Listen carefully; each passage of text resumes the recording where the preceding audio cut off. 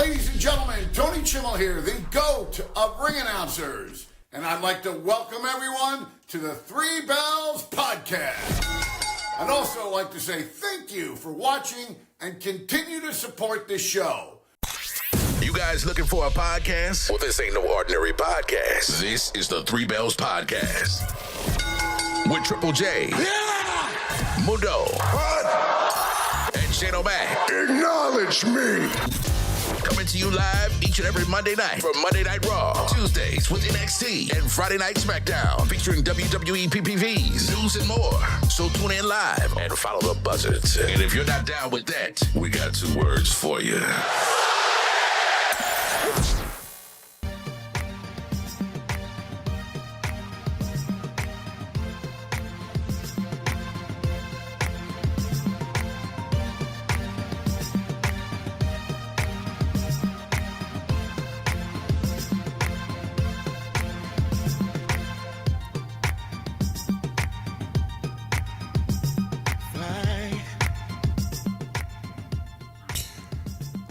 What a weekend we've had, huh? What a weekend we've had, huh, New York? What a weekend we've had, huh, WWE Universe? With not one, but 2 big, heavy news that just rocked the entire universe. What's good, everybody? It's me, your homie Shane O'Mac. Here comes the money. Here we go. Here comes the money. Shane O'Mac come to you live from the Eastern York section of the Three Bells Podcast table. We're going to talk a lot, and it's not going to be just me. I have my homies here. We have Mundo, a.k.a. CEO, as well as our Tri-State Mania champion, Logan. Fellas, what's good? What's going on? How are you? Say his name and he appears. Yeah. What's up, everybody? You know what time it is. Yeah. Drop it. Welcome, everyone, to the Three Bells Podcast. What's going on? It's your boy Mundo, a.k.a. himself. Happy Monday. Happy Money in the Bank week as we are watching Michael Cole strip right now. One. What's going on? What's up? Oh, he got that face to shut on. Nah, I want to see that shit, but oh man, LeBron, how does that make you feel? Look at this. Welcome to Tri-State Mania. you know how that made me feel. He need to take that shit off instantly. But yo, It what was up, a bet. everybody? He lost the bet, man. God damn it. But yo, what's up, everyone? How's everyone doing? Happy Monday. It's Monday Night Raw on Netflix Day. We got a lot to talk about, like Shane O'Mac said, man. So just tune in, come hang out with us, and enjoy yourself for tonight's show. Well, it seems like everyone is ready. Mundo, you're ready. I'm trying to get Jay here ready. Juan is ready. So let's do it. Let's get it, for this is the Three Bells Podcast, everybody. You have to excuse me if I seem a little down or weird, but I'm just like tired and at the same time sad. So, and we're going to talk about all of that. Meanwhile, everybody, let's say hello because he's here. Triple J is in the house. What's going on, Triple J? How are you? Oh man. Hello, Triple J. He said, "Oh man," for Triple J. Oh man. Hi, everybody. Yeah, there he is. Hey, Triple J.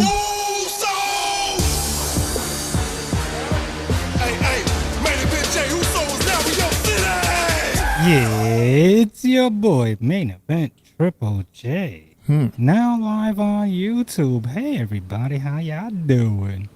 Told y'all Pacers in 6. Well, technically, He did. Shane, can you do me a solid, my brother? Mm-hmm. Yeah, can you just pause for like 5 seconds for me? Ready and pause. Pausa.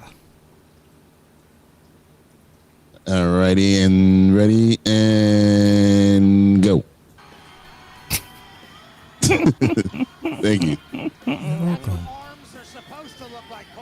So I literally get pauses every Monday at the start of the show. So pauses after this is not pause, right? No, not that. We didn't say no Diddy. Just canceled. We got CM Punk in the middle of the ring. Delete. I got you. Hold on. In Oklahoma. It's summertime. It's money in the bank time. And what's that in the distance? Well, I hear a little bit of thunder. Ooh. Oh, OKC. I think we might be on pace to get a little bit of a thunderstorm here, ladies and gentlemen. That is the home of the Oklahoma City Thunder.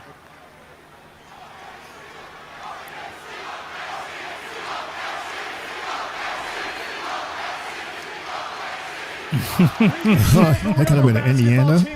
Just a friendly reminder, if the finals are on, make sure you're watching either Monday Night Raw and or SmackDown. Thank you very much. Good plug. Good plug. So it's summertime.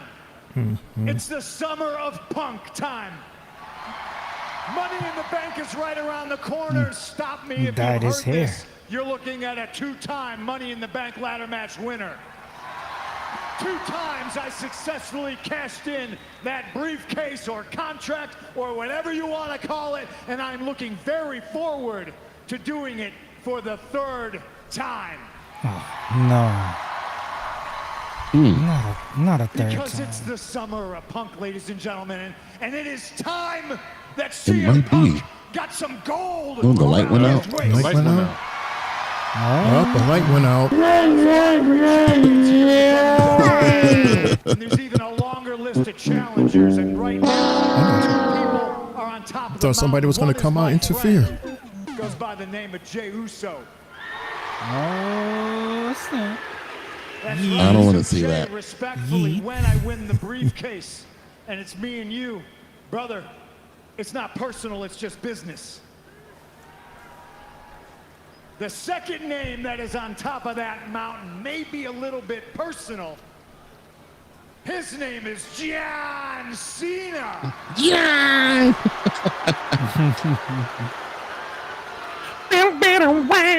That's the goot. This company coming to places just like this, hearing everybody go absolutely banana for John Cena, and now the tables are turned. Oh, there's bananas there. Because he sold his soul to a bald Bananas frog goof. and pajamas. Ooh, he heard what it just called, The Rock. When I win Money in the Bank, if I so choose, John Cena, I've always had your number. I'm gonna come and pick the bones, you little bitch. Oh. Well, okay then. Because Ooh, we la, are la, live. It is Monday night, and ladies and gentlemen, I am no longer just happy to be here. Yes, it still is all about the money, but it is time CM Dollar Punk bill, became y'all. Somebody's champion coming out. one more time. Who it is? Who it is? Seth Money in the bank freaking after I qualify Rollins. tonight. Burn it down. I got him qualifying tonight too. Oh, Sammy. Oh, Sammy. He always comes out at the wrong time. Anyway, let's head in with the chat. Brian says, well, excuse me, Christopher says he turned 37 today, ladies and gentlemen. Happy birthday to you, Chris. Happy birthday, Chris. Right. Feliz cumpleaños. Brian's in the house. He says, 3 bells. What's good? L, the tri-state champ. Mundo, the CEO. And my dude, Monday Night Shane Mack. With no O. Okay, let's go. Our truth is going to be missed. Yes, he will be. And then he says, Trip J. Hey. Ted People's champ is her. Mm-hmm. Hey, Brian. What's going on? We also have the first lady in the building, Sylvie. Hey, Sylvie. Seafood Hey, Sunday. Sylvie. Mhm. What's good, my chat family? Hey. Play her theme song. Big Mama's house in the house. What's Hey, good, my Sylvie. 3 bells bros? First lady is in the building. Happy Money in the Bank week. Let's get it and have an awesome night. Thank you. And also, it is Worlds Collide week as well.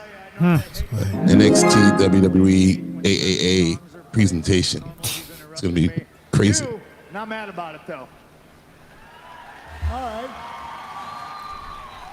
Busy. And Universal was in the building as well. Oh, he said a lot before we started. Thank you, Universal. Yes, sir. Sammy. I appreciate that, too. Thank you very much. Punk, I got to be honest. The reason I'm out here is because this is really the first time since you've been back that I have heard you speak so clearly in no uncertain terms about what your plan is, and that is to become world champion. Or WWE It's champion. time. Well, it's no secret that I, too, have my ambitions to become world champion. But unfortunately for me, Punk, Everybody? Money in the Bank, that's not the path for me. Thanks to Paul Heyman, thanks to Seth Rollins, thanks to Bronson Reed, thanks to Braun Breaker, that's not in the cards for me. But it is for you, okay? I came out here to look you in the eyes, to tell you, to underscore, to really highlight the importance and tell you that, Punk, tonight, you must win. Here, echo. Oh, you're behind like Tonight is more must a win second. than it's ever been. And I hear you talking about John Cena, and you're talking about Jey Uso, you're talking about Gunther, you're talking about all these other people, but I know you, and I know in the back of your head, you're probably thinking about Bronson Reed and Braun Breaker and Seth Rollins and what they did to you, what they did to us. But I'm telling you right now, you need to not think about any of that. Bronson Reed, Braun Breaker, Jey Uso, and I will deal with them tonight. Okay, but I got your back. I got your back. Hey, I don't need any of that right now. What I need you to do is to think about the task at hand.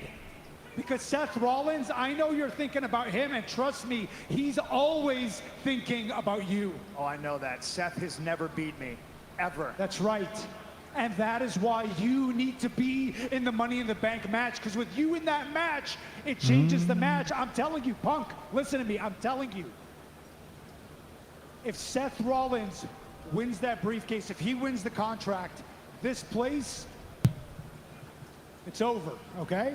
It's over. It turns into something very different. It turns into something unrecognizable. It's going to turn into something that you and I will not like. So I am telling you now, It's like Roman Reigns' I bloodline. need you to win tonight. We all need you to win tonight. Are we seeing a new, different form of a bloodline Of course. faction? Is it Just- time? It's just another faction, Yeah, just another but fact. with a worse leader, because that leader created the tribal chief. So Seth is probably 10 times as For bad. whatever it's worth, I want you to win tonight.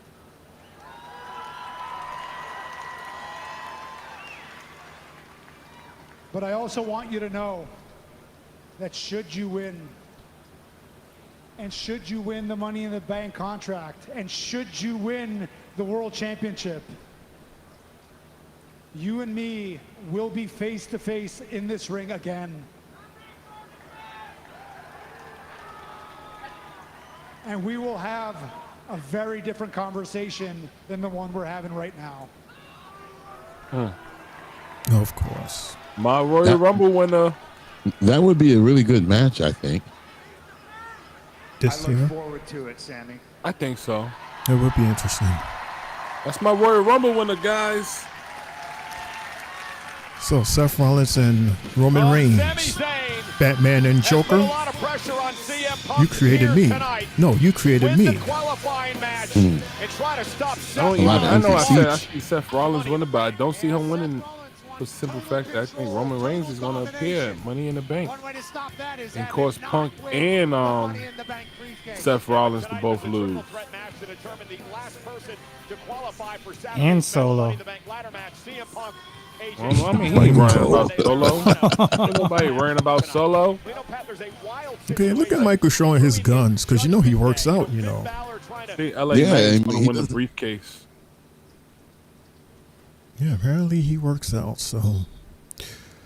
All right, so let's let's just get to the nitty-gritty here. Let's just, as they're showing the ladies from last week, Raquel and Roxanne, how they were bickering back and forth during the Liv and Kairi Sane match. Yeah. Anyway, let's talk about the elephant in the room. Mundo, Luan, Jay, Chad, Mundo. You know what? I'll give you the honors, and after this promo, we'll talk about it. We'll head to Mundo's News Corner. Help in your match tonight. You know what? But you are interrupting, and if you plan on sabotaging another one of my matches tonight, think again. If you want to help me, stay out of my way.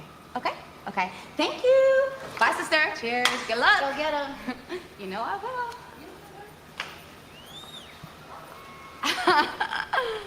You again. Yay. I just wanted to let you know that Kyrie got lucky last week.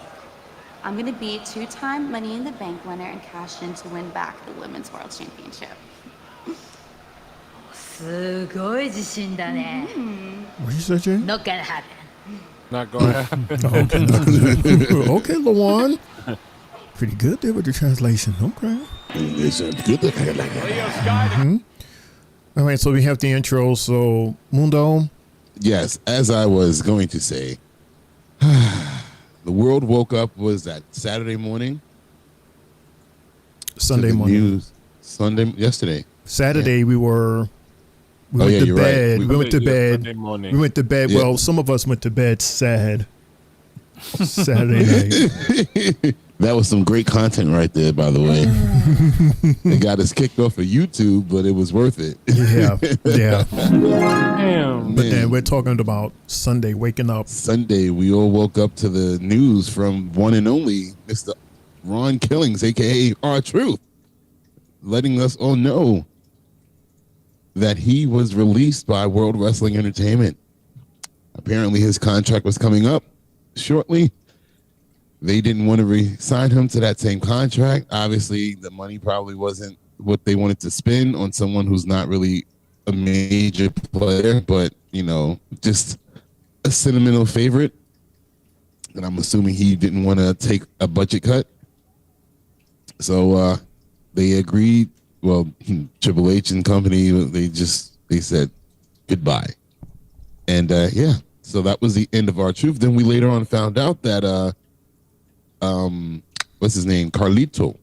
He also has a contract expiring very soon. And basically they just let him know that we're not going to re-sign you either. So I don't know if we see him tonight or not with the Judgment Day, but it's impending that he will be released soon. Then we find out today, Shane, fellas, that a number of superstars has removed World Wrestling Entertainment related stuff from their Twitter X accounts, unfollowed the WWE as well.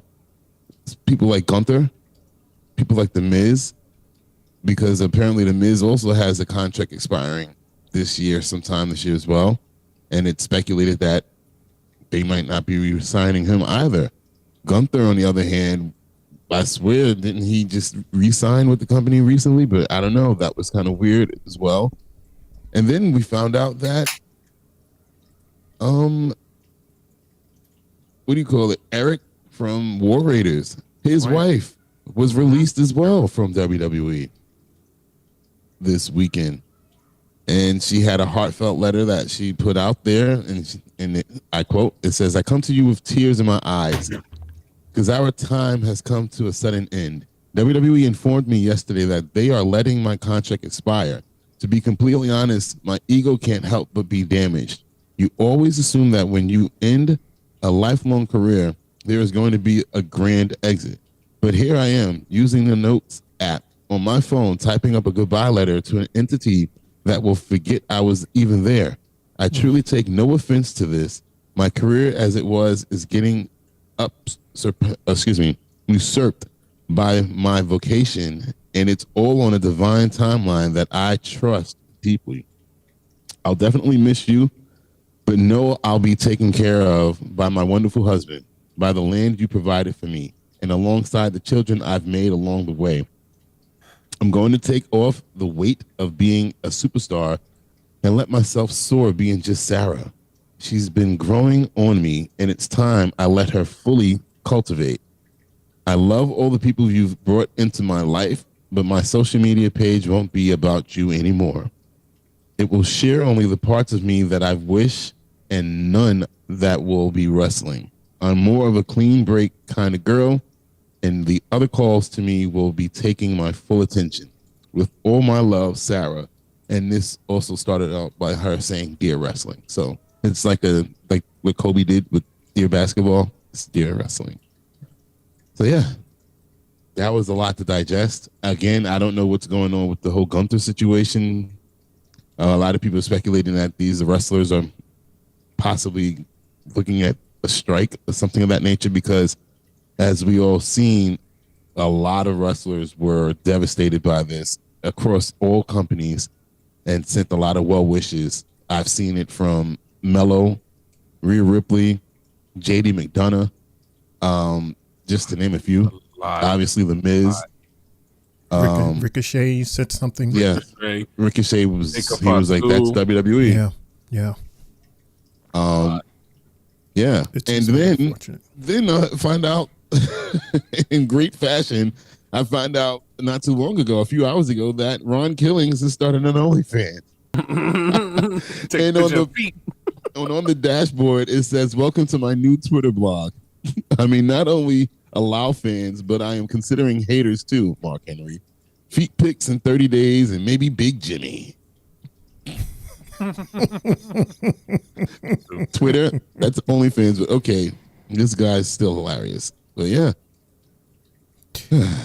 And you know, the weird angle from Carlito, because you know we heard about R-Truth Sunday, and then after hearing that, we were celebrating that Carlito got permission to go to another circuit, WWC. He performed, and he actually won the WWC Puerto Rico Championship. He's a championship. And it was advertised that Judgment Day has a fourth champion coming to the faction. We're celebrating that, and then here it is today. They're saying that Carlito has been released. Or rather, he says that his contract is ending in 2 weeks. Right. It's if he was a smart man, you just take the gamble and take a pay cut. I would rather take a pay cut than not have a pay check at all. Who, Carlito? Yeah. Carlito's he's good. He's going back to Puerto Rico as a champion for apparently WWC is part owned by his pops. So he's good. Carlito's good. Yeah, he's good. All right. Yeah.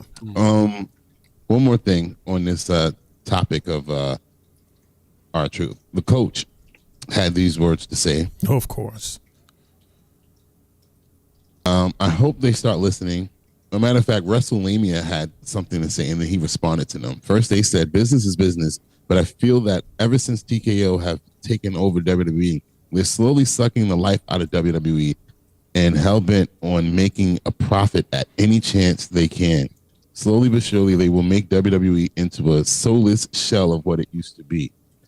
And as this match is getting ready to start, Coach says, I hope they start listening, because it's no longer just a few people saying this. It can't always be about every dollar you can make. The R-Truth situation, I know there are other factors in play, but if you get rid of a great locker room guy who is universally loved by everyone, sometimes it's worth keeping them. House shows also used to save guys like Truth, but now those don't exist. So if you aren't a TV performer, you better watch out. Sad day for wrestling fans who love to laugh. I understand.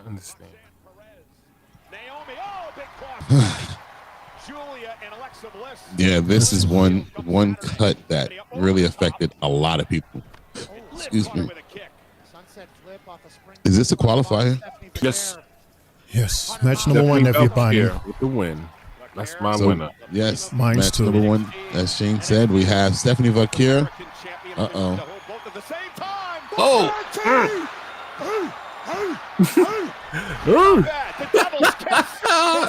Well, the audience is doing it, though. They were doing it. Yeah, they know about it.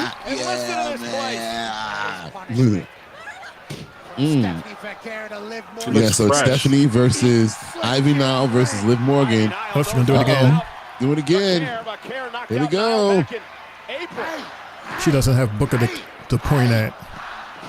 Oh, why you have to be a hater, Liz? Maybe she'll point at Pat, like when she hear what Pat says. Yeah, he said "I" this time. Aye.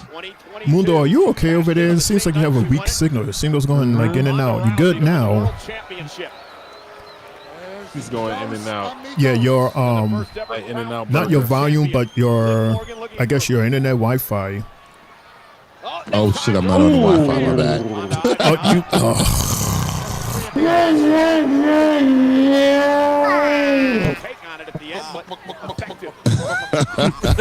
Nah, 'cause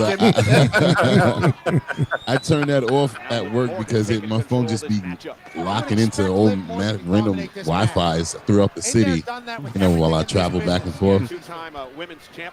Like Liv Morgan is going corner to corner. And now, what a kick! Word. Uh-oh. They all doing a lot of running. Oh, reverse. Big elbow caught Ivy in the nose. Definitely looks good on the Raw. She does. That she was going to go here. Looked way better on Raw. Uh-oh. Look at this. Oh, a double German suplex by Ivy. Nice. That muscle. This is Valkyria's official first match as a Raw superstar.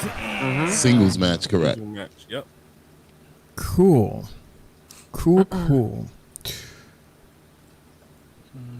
I had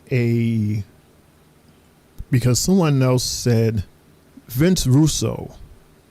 Oh, yeah, I saw that. It's evident TKO is going to start cutting talent who has been there for years, with their salaries increasing over time. That's what WWE NXT Factory is for.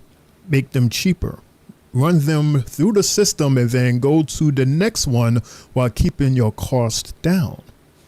All designed to increase bottom line and profit margin, says Vince Russo. That sounds like a regular business. That sounds like where I work at. They get rid of all the older people, top pay people, and bring in all these new folks that's starting at the bottom, cheaper. Have to. Of course. I mean, again, at the end of the day, it is a business, and it's all about making money. And part of making money is to cut the fat that is not needed moving forward. So, Do you think that's the reason why we've seen so many call-ups the past couple of weeks? Well, I think so.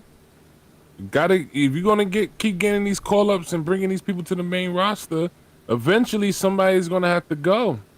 That's just the way it is. Whoa, Mundo, you might want to reset, Mundo. You can go chasing waterfalls. like one of them New York City cameras.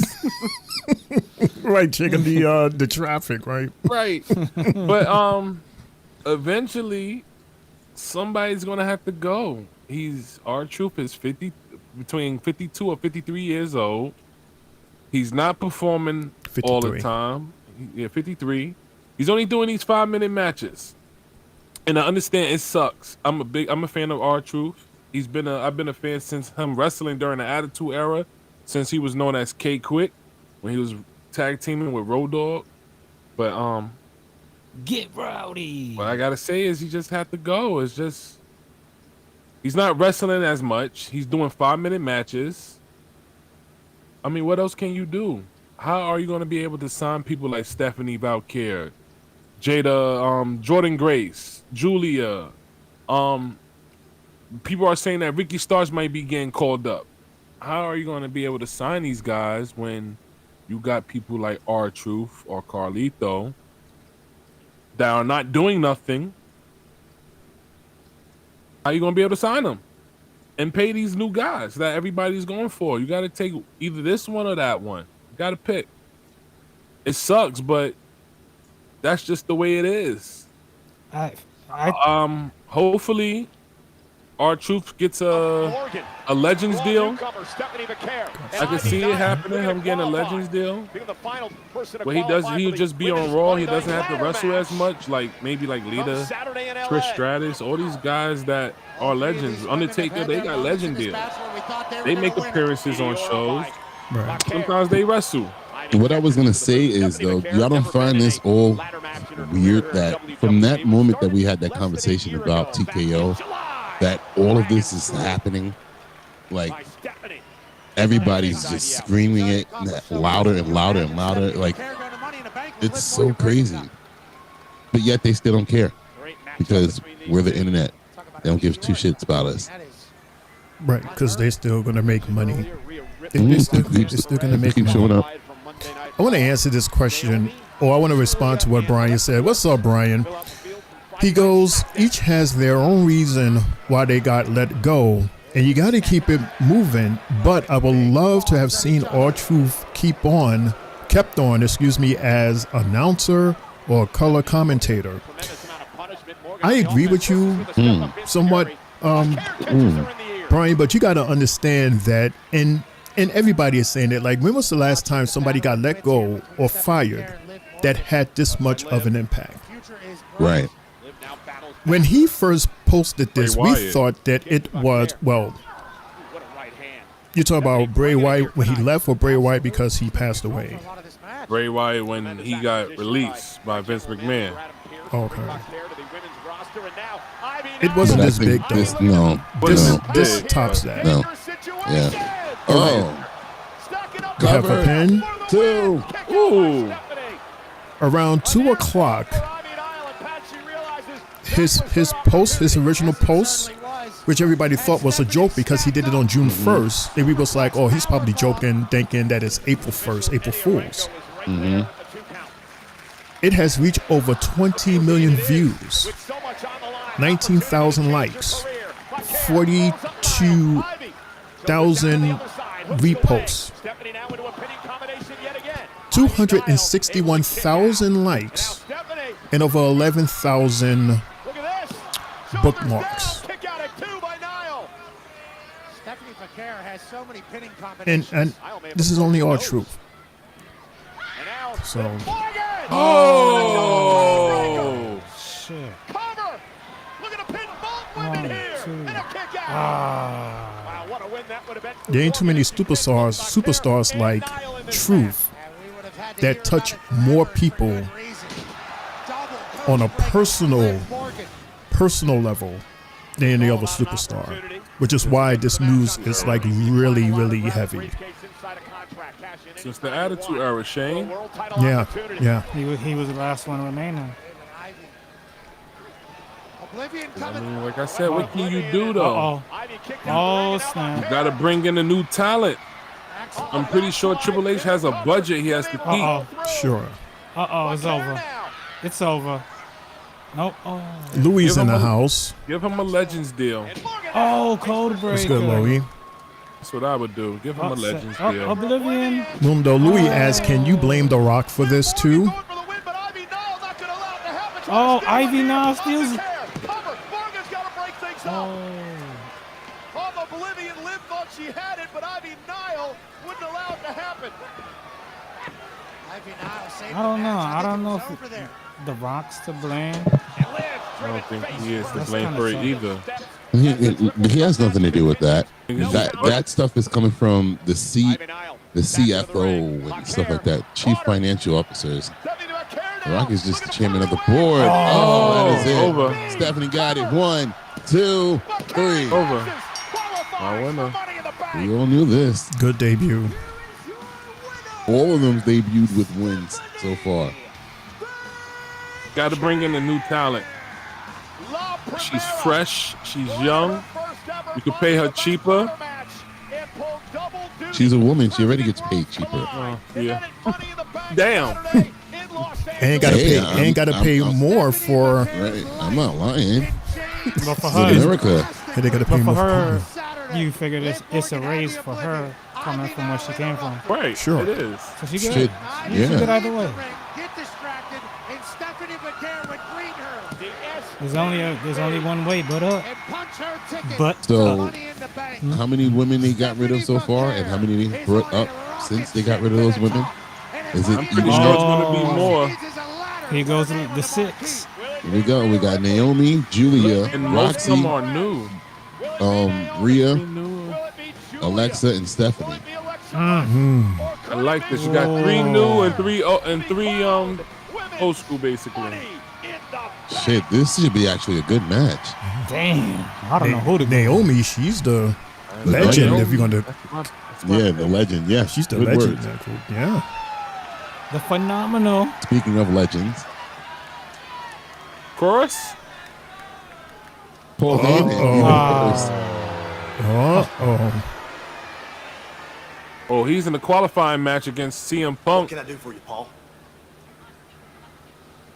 Paul. What can you do for me? And You can Grande. accept my most profound wishes for a happy birthday, AJ Styles. Feliz In cumpleaños. fact, I brought you a gift. AJ and Chris. And it has intrinsic value. It's not a watch or clothes or anything you want on this planet. Slow Probably button. an ass But beating. information is currency. And information is wisdom. And I have the wisdom to bestow upon you.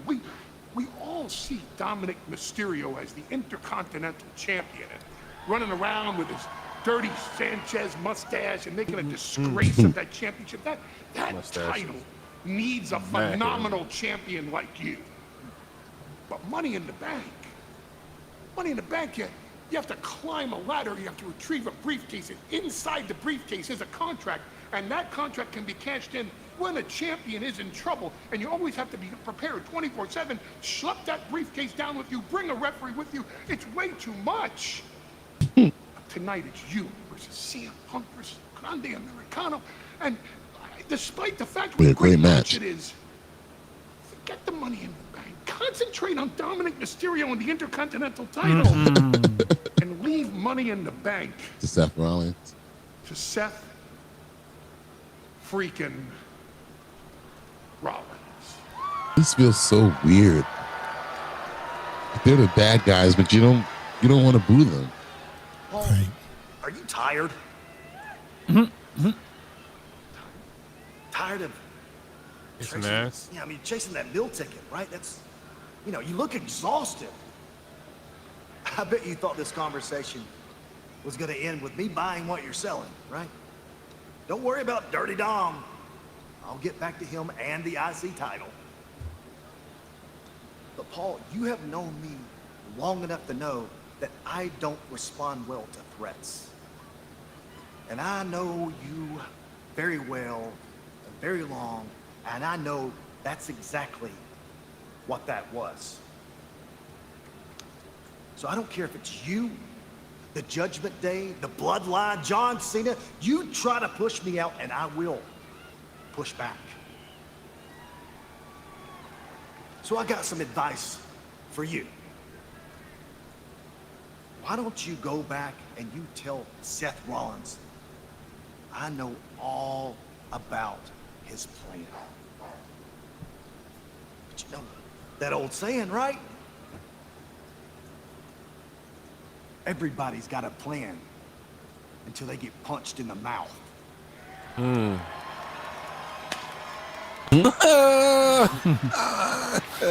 You can take that, Paul Heyman.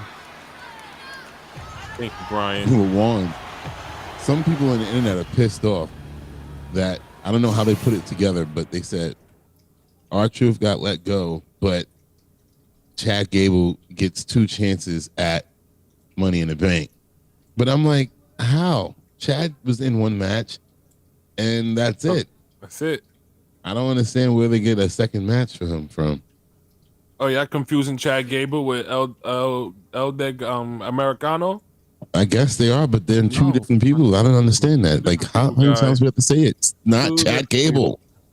That guy's got to stop with the R-Truth and saying, "Oh, why Omos is still signed and all that." Omos is younger than R-Truth. I mean, yeah, I understand, but R-Truth is a little older. No, I was just about to say, Natty once again gets to skate on by.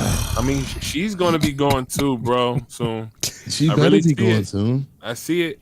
I see your boy too. I don't see them renewing his contract either. But she does more than just wrestle. I'm just saying, Coach made a point. Now that they don't have the live events like that anymore, those people don't really they're just taking up spots and money. Right. They're not performing, they're just sitting and catering. That's dangerous. That's scary. That must be really scary to be a WWE superstar at this point. And just sitting there not doing nothing. And don't know, like, damn. Because remember what Maven said, whether you perform. Remember what Maven said, whether you perform or not, you still get the same check. Only difference is royalties, like if you sell merchandise. But other than that, you get the same check, whether your ass is out there for wrestling or not. And that Ron Cena merch was selling. I looked online and that shirt, that Ron Cena shirt, is nowhere to be found. I guess I'm gonna have to nowhere to be found. We should have TikTok shop. we should have grabbed him when we first saw it. We didn't think that this man would be let go a week later. Yeah, like everybody, like he literally just not main evented, but we just went against John Cena in that main event. But I seen a video where it appeared that they were saying goodbye to each other after that backstage. Oh, you mean that footage of him walking towards the back and there's like a row of people and he's high-fiving everybody? No, John Cena and R-Truth were backstage talking and hugging after the match. No, but I don't think he'd have known then, right? Because he would have told us then.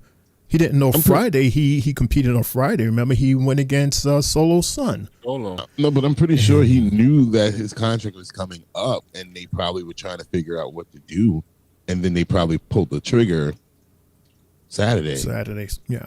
And then called him on Sunday. But real quick, last thing about R-Truth, I just want to go over his stats here in the WWE. He's a 2-time hardcore champion, a 2-time United States champion, season 2 mixed match challenge winner, a 53-time WWE 24/7 champion, a record, 2-time tag team champion. Who is this? Cesaro or Russo? No, another Russo. Yeah, you can keep talking. Cesaro. I don't care. My bad. 2008 Best Musical Performance Slammy Award. 2015 LOL Moment of the Year Slammy Award. And from 2008 to 2025, 17 years in the WWE. That's R-Truth, ladies and gentlemen.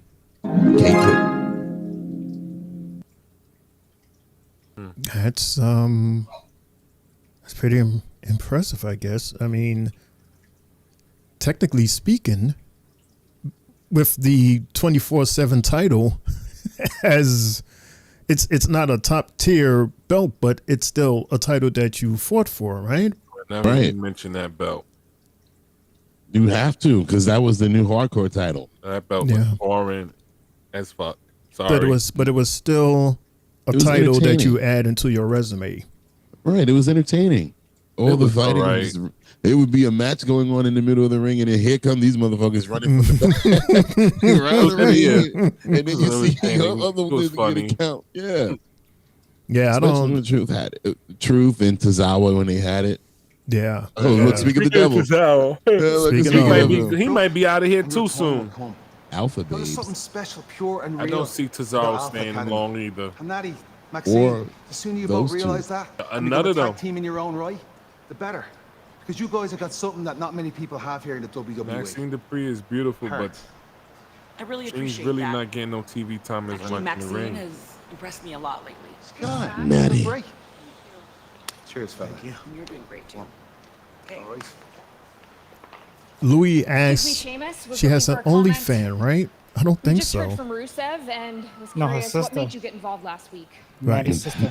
Jay knows. No, Kathy, me and Rusev go way back. He was a groomsman at my wedding. There's only so long I can stand back and watch his so-called friend and do nothing.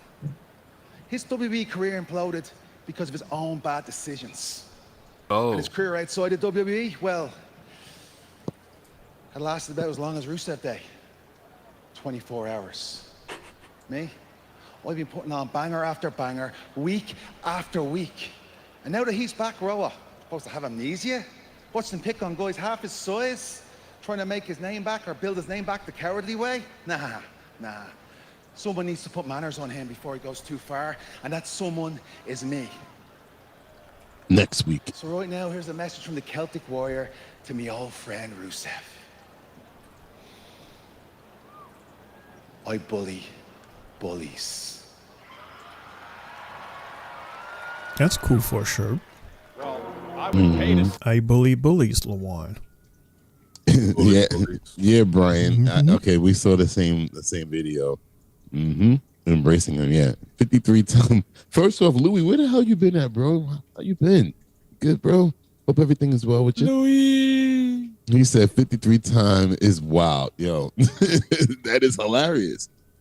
And AEW does not need to get him either. BD Sports. Brian says, Shane, hit the 10-bell salute for our truth, bro. Moment of silence. I mean, I don't have 10, but we got three. Three in a crowd. And 3 more. That's 6. That's 9. 12. 12. 1 and 2 extra because it's all truth. Right. Because you thought that was 10, but it was 12, right? BD Sports says that R-Truth thing is messed up. AEW will get him now. And he also says the Hurt Syndicate could use some comedy. I don't think R-Truth will go to AEW. He's a WWE lifer. He already got an OnlyFans going. He got a album still to promote.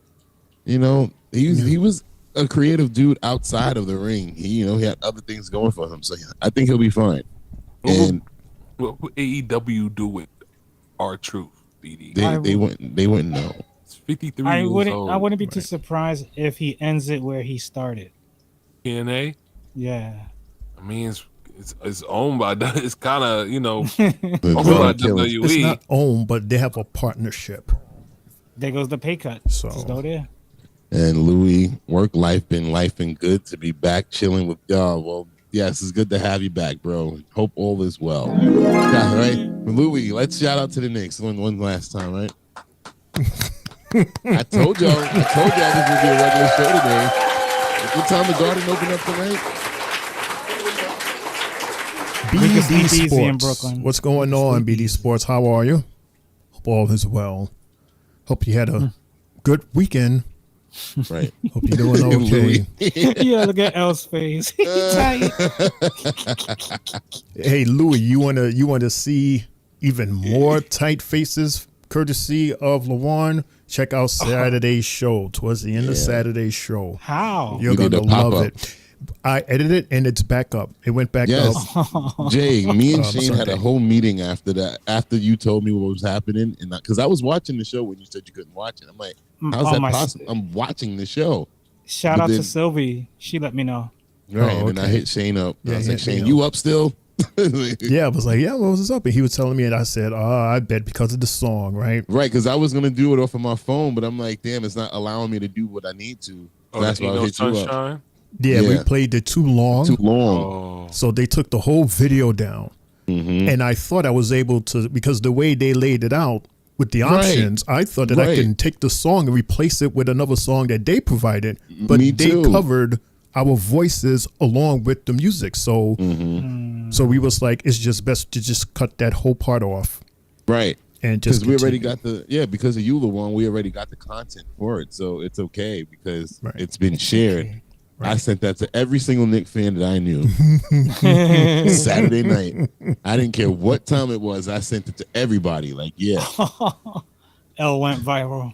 Right. And Yep, with that face Lawan, right there. and Lawan, please, you don't have to worry about the footage being gone forever because I saved the original before I edited it. So That's good. Cool. I don't appreciate y'all guys picking on me during that moment. You got Mundo talking. I gave a eulogy. It was Triple J. He in there giggling. But what did I didn't say anything wrong. And then Shane O'Mac. I know, Lawar, I know. That was hilarious. That was funny as hell. But I didn't do anything wrong. I literally gave y'all flowers for a great season. I said, great job. You kept the city running for, almost into June. It was literally off by 2 hours. I had everybody laughing on Instagram. Yeah, I said, have a good summer and, get them next year. You made a lot of money. New York made a lot of money. They would make even more money if they just hung in there for one more. But that game, they should have played better than that. If you're going to go out, at least go out with a bang, not a, because that game was nasty. It was a nasty one. I would say they improved from last year, though. They definitely improved from last year. Yeah, because they were healthy. No, they were healthy. That's the difference between last year and this year. They were healthy. And they ran into the same team. Yeah. That Michael Cole is sporting right now. All right. Indiana's going to lose in 5 games.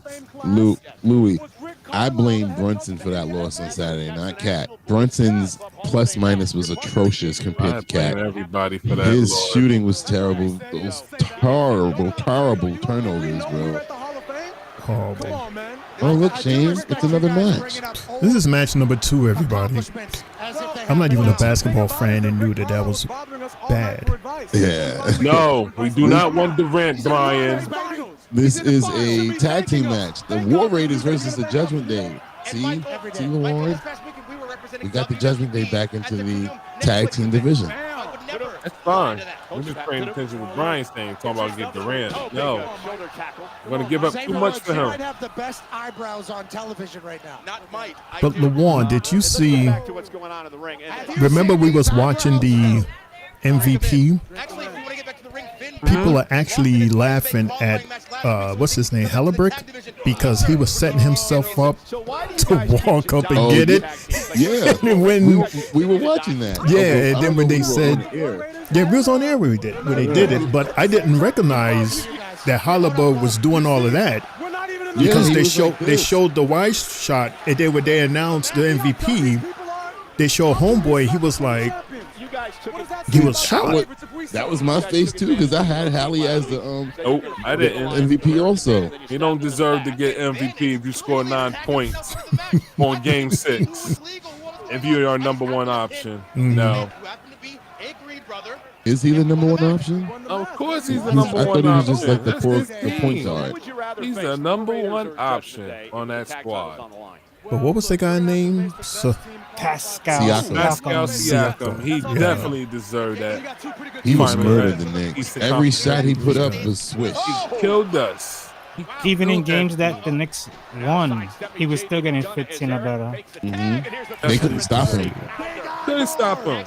And then every other game he had 30. Right, he could stretch the. I mean, he had 15 in game 6, but that's more than this guy that said it was the number 1 option. Oh, Make this stuff up. We are students of the game and we observe everything. We see everything. Oh, look at that. People don't watch he touched that desk again. Right, this is the same team that you got hurt with. Okay.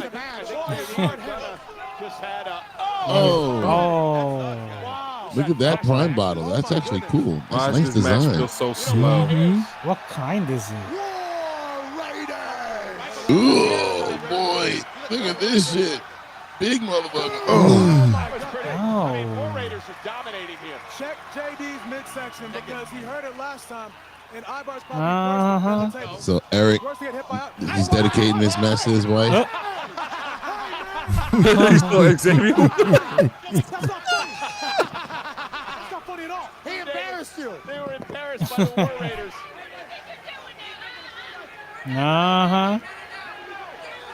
You're How are they getting kicked out when they were just in commentary? They didn't do anything. They was about to.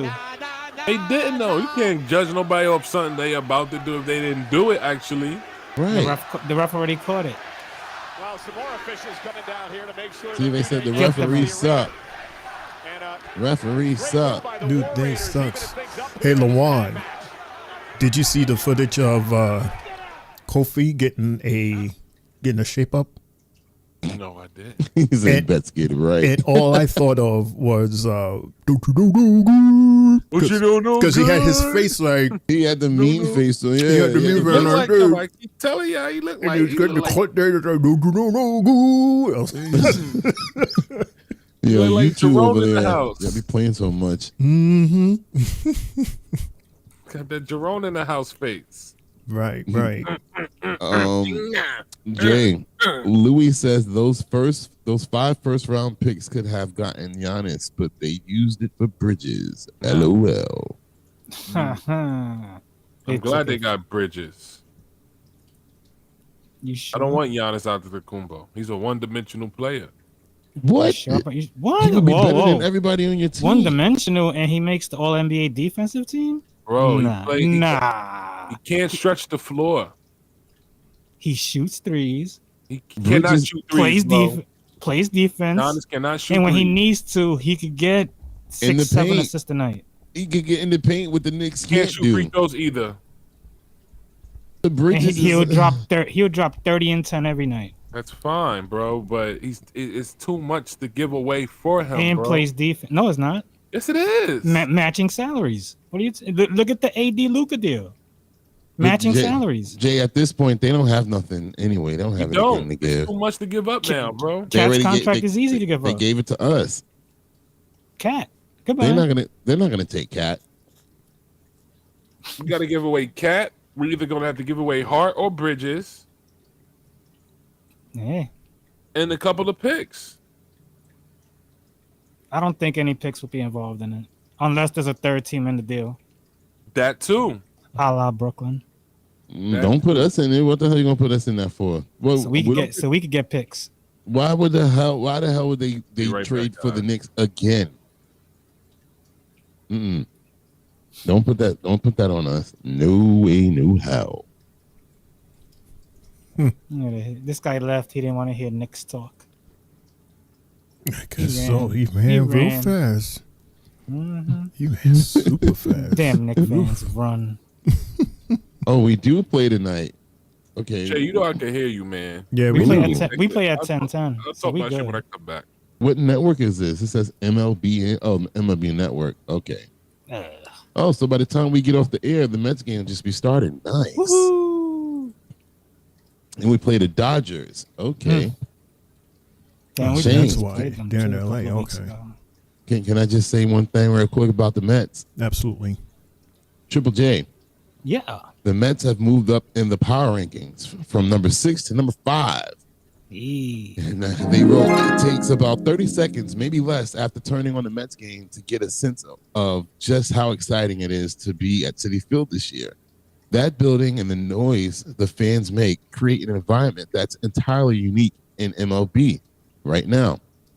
It's no wonder then that the Mets have been so successful at home this year. They've started the season 23-7 in Queens, tied for the best start ever at home, tied with the 1986 Mets. Hey, how'd that season turn out for the team? We won That was a championship, yeah. That was only 6. Oh. I wasn't born yet.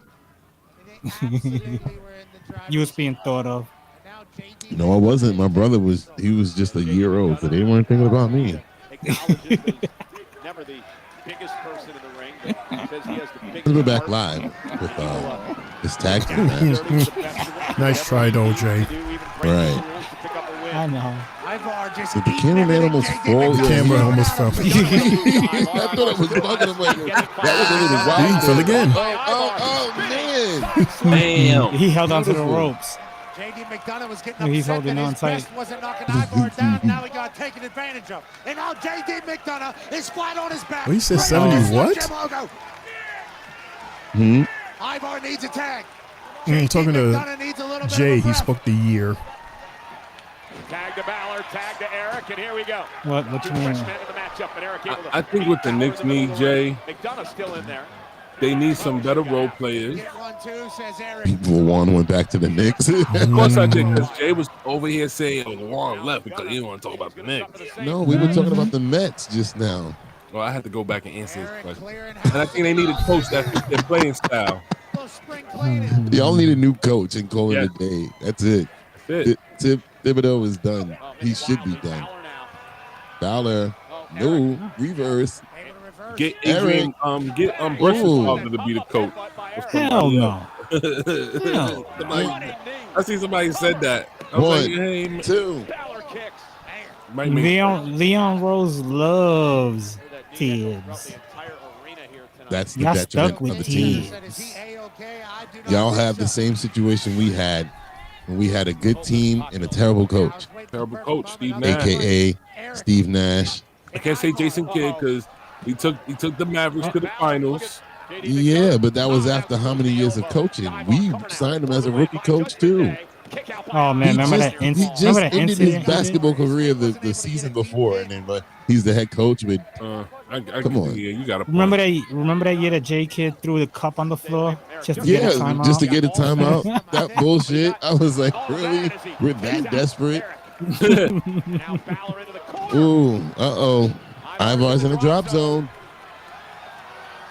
Cash App is all over the building. Coup de grace, and he misses. Sit down. Oh, cartwheel. Oh, spinning kick. heel kick. Wow. JD McDonough just Whoa. exits the ring. Whoa. As Ivar calls for one. Also, Balor may want to exit the ring as well. Incoming! Oh, God. Oh, my chest hurts. Jeez. He just The looks like he Viking stink. Buster. He looks like he stink. I'm sorry. Oh, it's messed up. It's just been bothering me. It smells like ass. I can't put this clip up now. He's gonna see this. Oh, Roxanne is interfering. Hey, Roxy. Out on the apron, distracting. Or maybe he smells like powder. Oh. They're done. Coup de grace. All right. The prodigy comes See, look. She's doing good for Finn. That's what somebody said about Rikishi. Oh. When he did the Cover. stinky face. Said, yeah, it smells like powder. 1, 2, 3. Went with for Judgment Day. Okay, I still courtesy don't of Roxanne. He's hairy and sweaty looking, and this. Yeah, I still don't know how he wins with the Spike Dudley finisher. Still don't know about that. He's sweaty and oh god. You just look. They're all sweaty. No, he's always sweaty. When he That's wears gonna be the, their 3 right there. when they wear the lighter colors, they be sweating in terrible places. Dude, he farting right there. Y'all really messed up. I cannot upload this now. Y'all uploaded J. Cole and Javon, our true son. And then You call him daddy. I was like, nope. Yeah, it's almost 1,000 on the shorts. Oh, snap. I was gonna What? tag Javon in that video until I watched the whole thing. I was like, no. I block you. Yeah. I was Why like, not? That was Jay that was talking that mess. Yeah, but I wouldn't tag him in that, so it'd be on his timeline or whatever. Why not? It's funny. It was meant to be funny. I don't like that word. What, funny? No. It's the 9 o'clock words. hour here on the Three Bells podcast. It's your boy Mundo, aka himself. The D word. Yeah, the D word. LeJuan's here, Triple J's here, and our host, the man, Mr. Monday Night Mac himself. Return of the Mac. Here comes the money. Return of the Man. Return of the vegan salad. He said now I hear it. Now I hear it. I can never unhear it. Return of the Man. Every time I hear that song, I go, damn you, Mundo. Damn you for forever remixing that song. Just like with Thanks to and Live in Color and Jamie Foxx, damn it, I can't hear Invoke song the same no more. Never Really? gonna What do get they it, do? never gonna get it, never gonna get it, never gonna get it, never gonna get it, never gonna get it, never gonna get it.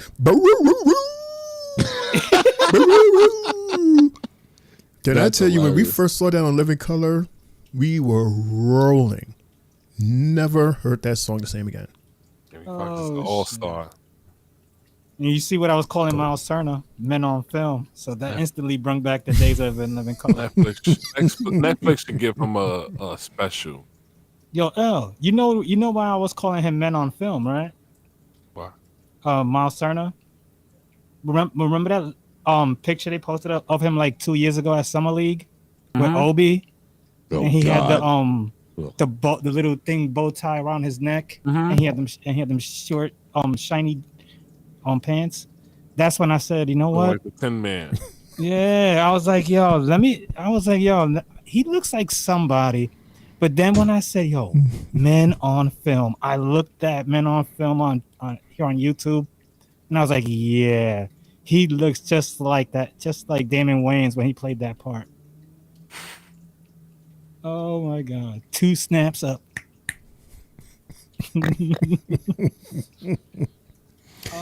Do we have any sports going on tonight besides Yeah, I see Brian asked where his Blue Jays were at earlier, and the Blue Jays are currently in second place. They are 5.5 games behind the Yankees with a 31-28 record. Not bad. They've won 5 in a row. And the sports slate is kind of small for tonight. We got the Rockies at the Marlins. They're up 6-4, bottom of the 9th. We got the Brewers 3, Reds 2, bottom 7. We got the Angels 7, Red Sox 5, bottom 6. We got the Tigers up 8-0 against the Chicago White Sox in the middle of the 5th inning. And starting at 9:45, we got the Padres and Giants, Twins and Athletics, Mets at Dodgers. Other than that, this is a very quiet night in the world of sports. The NBA finals don't start till Thursday. No, the Stanley Cup finals don't start till Wednesday. So we good. We got a nice little breather here. I miss TNT. So you have a lot to talk about on man, that's another one. 36 years, 37 years of TNT. Oh, man. Amazing show. Amazing show. So they're going to ESPN now? ESPN, ABC. Oh, they'll be on ABC as well? That's what they were saying. Well, it's all on ABC because a lot of people don't have ESPN. Right. That's you got to get that in a package, like in a cable package. You know, TNT, that's automatically in your package. It's one of them local cable channels. ESPN is not a local cable channel. You gotta get like a sports package. Gotta get a sports package. With that. Which I don't need, but I don't that's either. a good thing about Disney, because Disney, we all know, is the grandpappy of both ESPN and ABC. So, and look at that. Remember, L, they just that show PTI is done too. They let that whole crew go, and they were on for 20+ years. Wow. Yeah, a lot of these things are happening because we know the effect that Ernie and them are gonna have coming in October. They're gonna be huge. But what I want them to do is not be involved with Stephen A. and all these other people that's been there.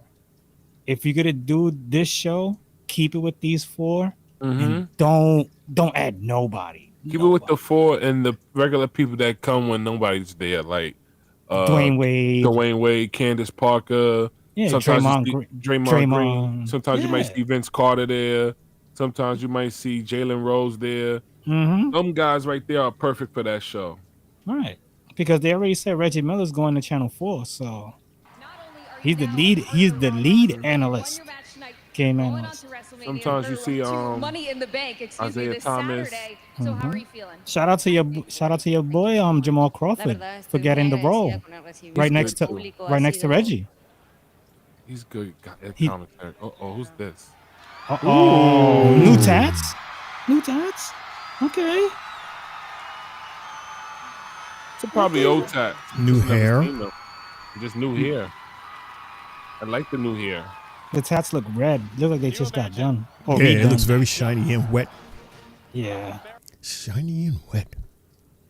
Yeah, sorry. I thought it was going to be a longer. No, it Longer looks promo. shiny and wet. You know how you have fresh tattoos and it has that Yeah. shine, that glisten? That shows she's not fighting Cut tonight. it out. Meanwhile, we have Hey, my Triple birthday J's twin. favorite.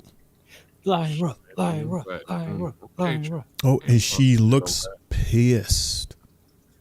She's pissed go, off, Lyra. y'all. Well, hopefully, Again. hopefully this promo won't piss me off. She's had two promos, 3 promos in the past month. She's been Right, talking. She's been talking a lot more. Yes, Thanks she to has, Becky. But when she's by herself, it doesn't sound convincing at all. It seems like when someone's in there engaging with her, that's when the promos get a She little has bit good better. she has really good comeback lines. Right, but I'm gonna still give her props because they're giving her a chance. This is something we've been asking for. And Wow, we'll such see. big, brave words from Becky all the way from her safe little hiding spot in the back. Becky, how about you stop being such a coward and get out here so I can say what I have to say straight to your face? Okay, so she took our advice. She said, I'm not going to say another word till you come out here so that I can read my lines better. There you go. Better one. Damn. You hear that crowd pop for Becky? Sheesh. Unless that was put in.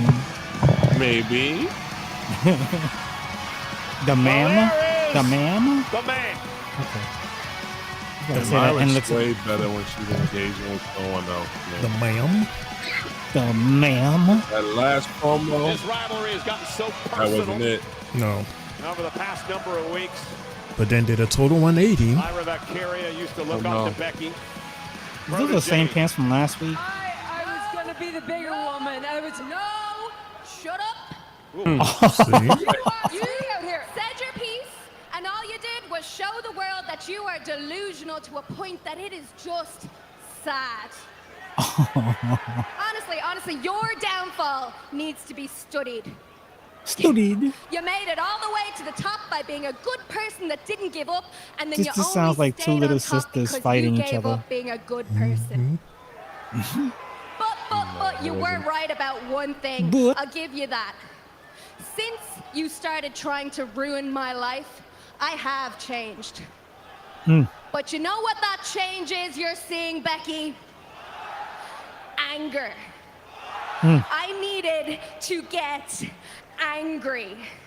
And no one in my entire life has hurt me the way you hurt me. Whoa, she's listening. So funny to me that by trying to hold me down, all you did was unlock the side of me that is capable of destroying you. Talk, girl, talk. Twice I have beat you blind, and at Money in the Bank, I am going to beat the crap out of you and ensure that you never get to poison what it means to be Intercontinental Women's Champion. Yeah. The only thing that is poisoned is your perspective. Uh-oh. You say that I have hurt you more than anybody else. I believe you're speaking emotionally, even though I did physically hurt you too. But emotionally, I have hurt you more than anyone else. I don't believe that's true. You know what I think happened? I think you wanted an excuse to hate me. You took any excuse to hate me because you want to replace me, but you can't do that. Nobody can. These accents are hilarious. I didn't want to hurt you. I wanted to make you better. Yeah, right. She did. That's all changed now. And now I know the thing that's going to hurt That's you correct. the most is when you're going to have to raise my hand. Yeah. Psych. Wow, Becky. She says, don't leave. I'm not done. More big I need you. words. Right.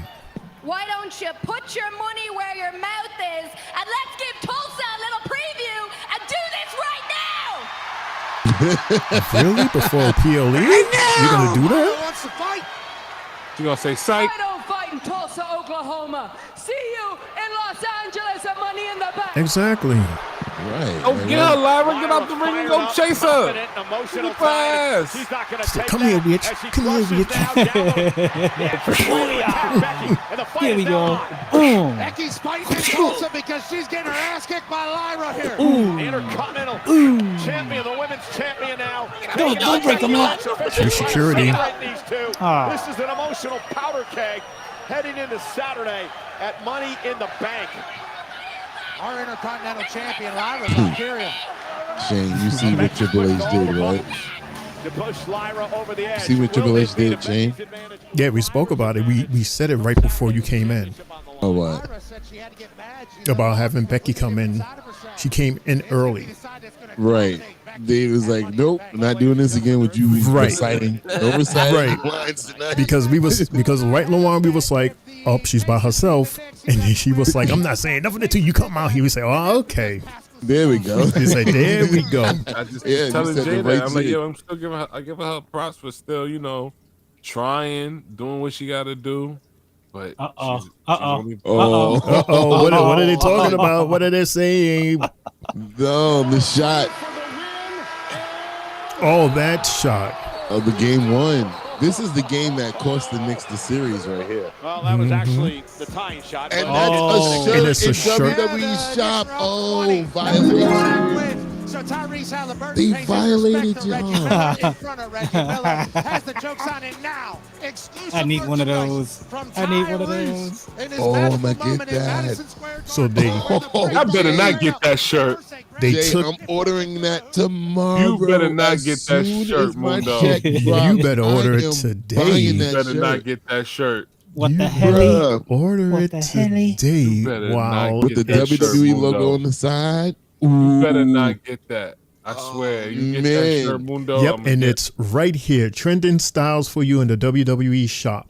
You better get it right. Let me, now. oh better man! not get When I that shirt. when I go on commercial break for myself to charge up my phone, I'm gonna put that in my shopping cart. On It's the, Alright, go WWE ahead. it's the shop. number one That's what spot it's right got. now. You get that $34.99. Don't let me What? find out you got that shirt. You wear it because I'm going to wear a messed up shirt next then too then. What, you gonna put the Knicks shirt on? No. This one? Nope. You ain't got no messed up shirt that I that Caitlin, would. Caitlin Clark I'm doing going it to get a too. picture of Undertaker sitting right in front of that 21-1 when Brock Lesnar whooped him.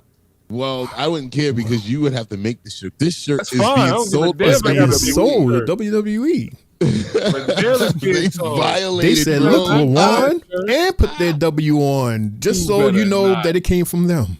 You Oh, better I'm not definitely buy gonna. that shirt. I'm gonna definitely buy that shirt. Are you kidding me? I'm buying that shirt, Messed up. and I would wear. I'm gonna wear it probably on this goddamn Better show. not. Like, look at the new shirt that I got. And you know what? I would start the show. Wow, they're not main eventing. I'm all right. I'm gonna go right on your tray and press the emergency button. Oh, Sammy got shades. Oh, Sammy Yeet. I mean, Sammy! I would not mind that either, Lawan. If you're gonna pull the emergency cord. That just sometimes that works in my favor. We're Give gonna me- eat lunch. I'm like, hey, look, I don't know. Free Somebody break. pulled the cord. I never But, understood the purpose of that cord.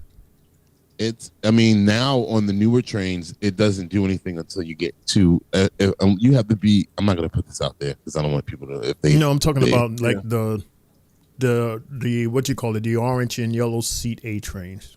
Like you have that Yeah, that's nasty, the- dirty red knob thing just jiggling. Ooh, just jiggling. Yeah. That's the Yeah. emergency. That's the emergency cord. Yeah, I never understood the that purpose stops the of train. it. Why Stops though? the train. Why? As you inside, would you want to stop the train?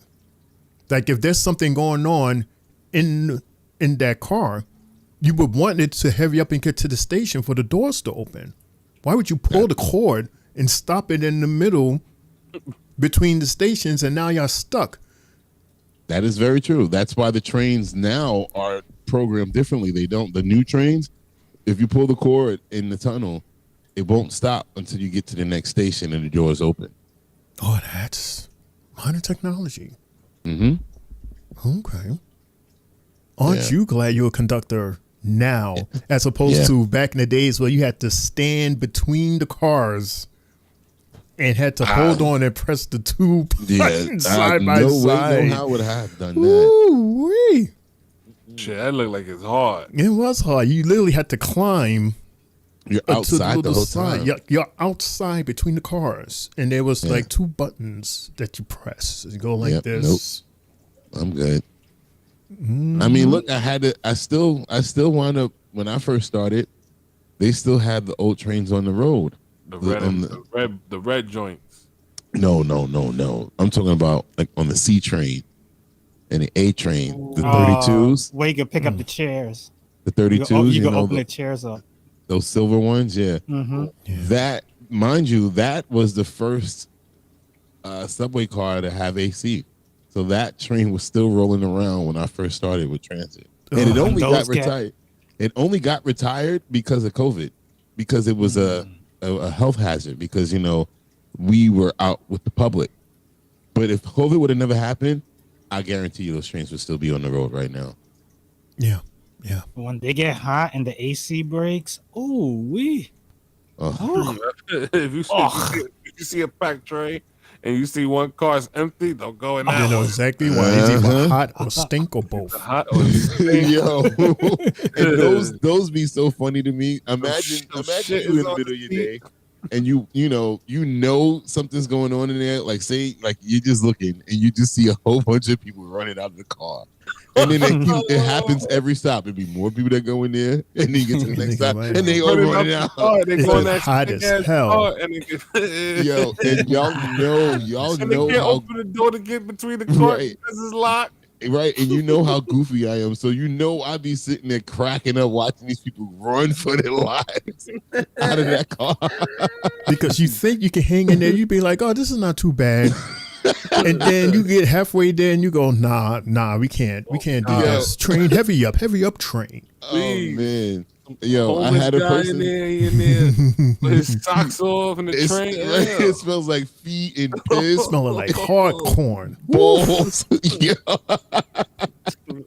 Oh like my The Last God. of Us. And I just be like, yo, or sometimes like when I used to work the one train's notorious for AC's not working.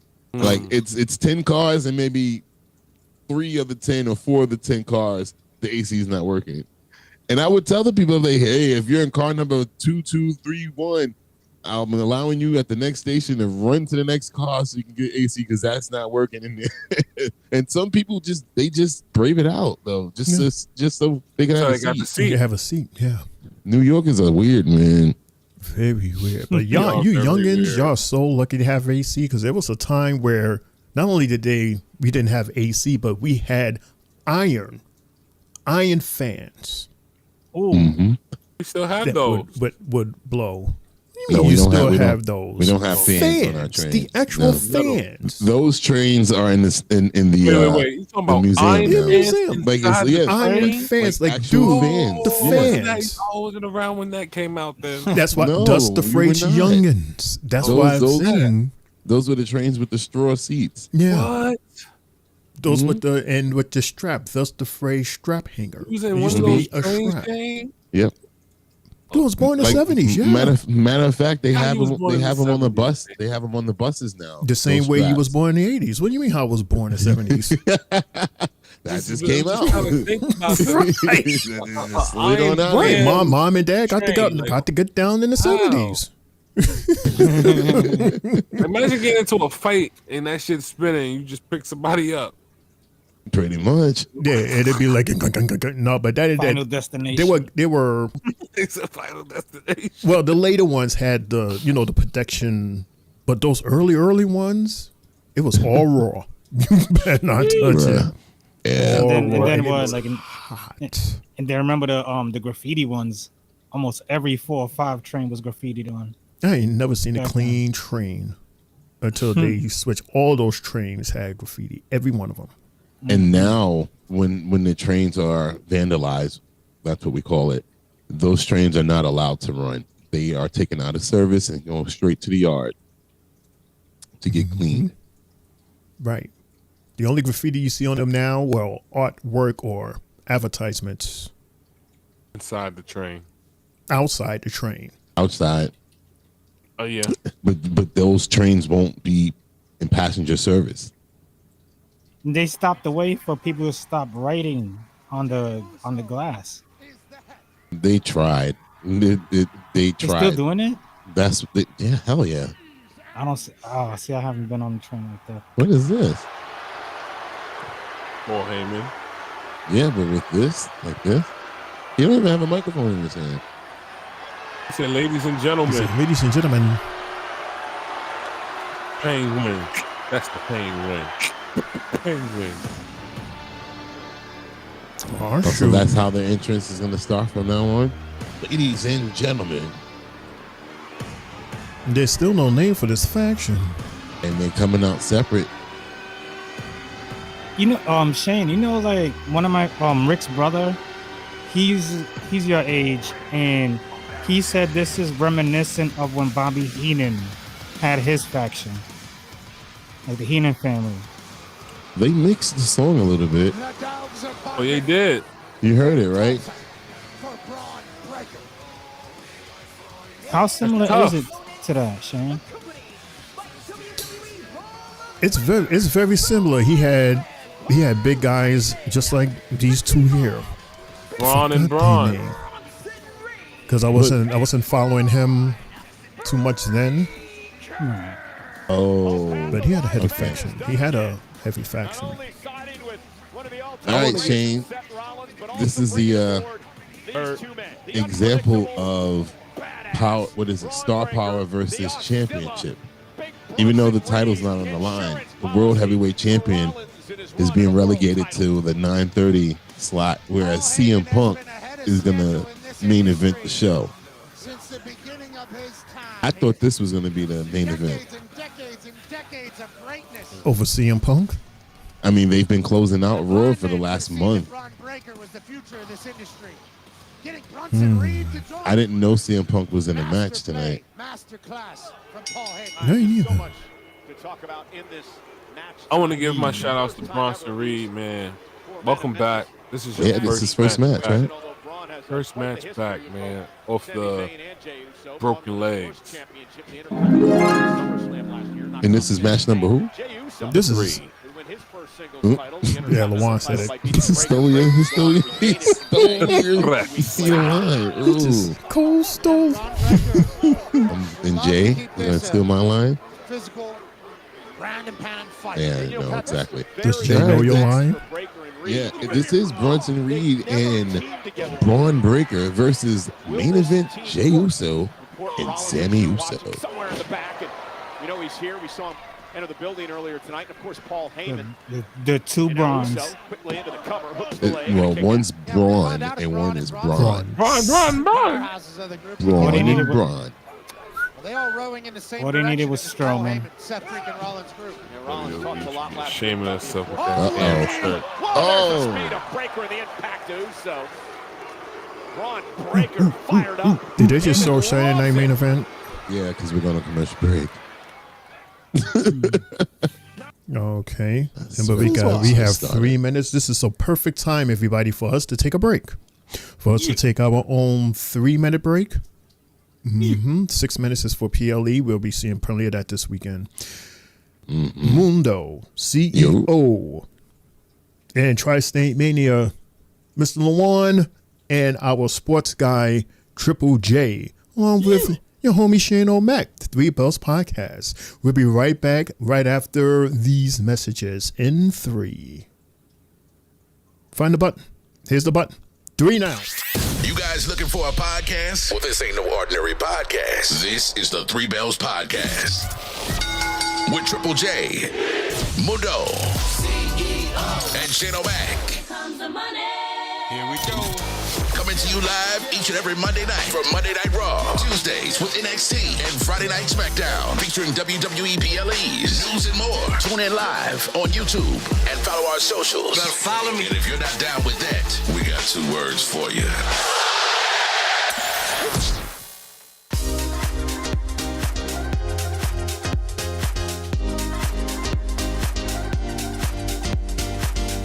good, everybody? It's your boy Mundo, aka Mr. AKA himself, aka the CEO. I got my shirt, the Three Bells Podcast shirt. You got yours? Hey everyone, what's good? This your girl Sylvie, letting you know I got my Three Bells Podcast t-shirt. Did you get yours? Let's go! Yeah, good evening everybody. It's your boy Main Event Triple J. Look what I'm wearing. Three Bells Podcast merch. What do y'all think? Patch on the side, looking quite crispy. We sure every wrestling fan will love something like this. Yeet. Yo, what's up, y'all? It's your boy RML from Tri-State Mania and your Tri-State Mania champion. Just want to say he finally got his Three Bells Podcast shirt. It doesn't feel tight. It's comfortable. Anybody could wear it. They got them in different colors too coming soon, y'all. So get your Three Bells Podcast shirt. You can wear your Three Bells Podcast while brushing your teeth. You can listen to your Three Bells Podcast, listening to music. Tripping. Get your Three Bells Podcast shirt. I got mine. Better get yours. It's available right now. Hit us up. You're looking at the real deal now. Gonna kick this sorry ass out on the street. What you got? You used to think you own the street. We're back to back. This is former WWE superstar and quite arguably the greatest European champ of all time, D'Lo Brown here. And let me give a quick shout out to the Three Bells Podcast with Triple J, Mundo Shane, Max, Sylvie, and Lejeune from Tri-State Mania. Listen, they host YouTube parties, Raw, SmackDown, NXT, whatever you want. Make sure you give them a look, a listen, and a follow. Now, if I were to give these fine individuals some advice, the one thing I would say to you is always be authentic with your viewers. Never talk down to them, and give them and show them respect that you want them to give you. And if you follow those rules, you'll be the most successful podcast out there. Now, with that being said, until next time, you better recognize.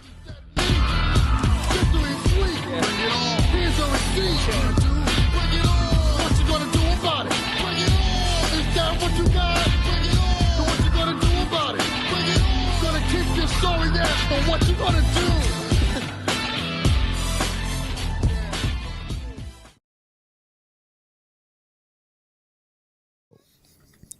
And it was. Nope, I did not fall. No. It looked like it was Lamar because when we came back, it looked like Lamar was laying. That was Lamar. I just sat down, that's why. And my mic is right in front of the couch. Because we heard a boom, and we was like, who was that? He was like, we'll find out once we get back on. We come back on, it looked like he was laying like this. I was sitting down. I was just sitting down, and I was adjusting my mic. This is funny. What's good, everybody? This is the Three Bells Podcast, our Raw on Netflix reaction show. Mundo, a.k.a. CEO, Sports Guy Triple J, Tri-State Mania Champion Lawan, and Shane O'Mac. Your homies. And we are watching match number what, Lawan? Yes. So your favorite announcer, Shane. I mean, your favorite referee. Oh, Mr. Maybelline. Eyebrows. Maybe it's Maybelline.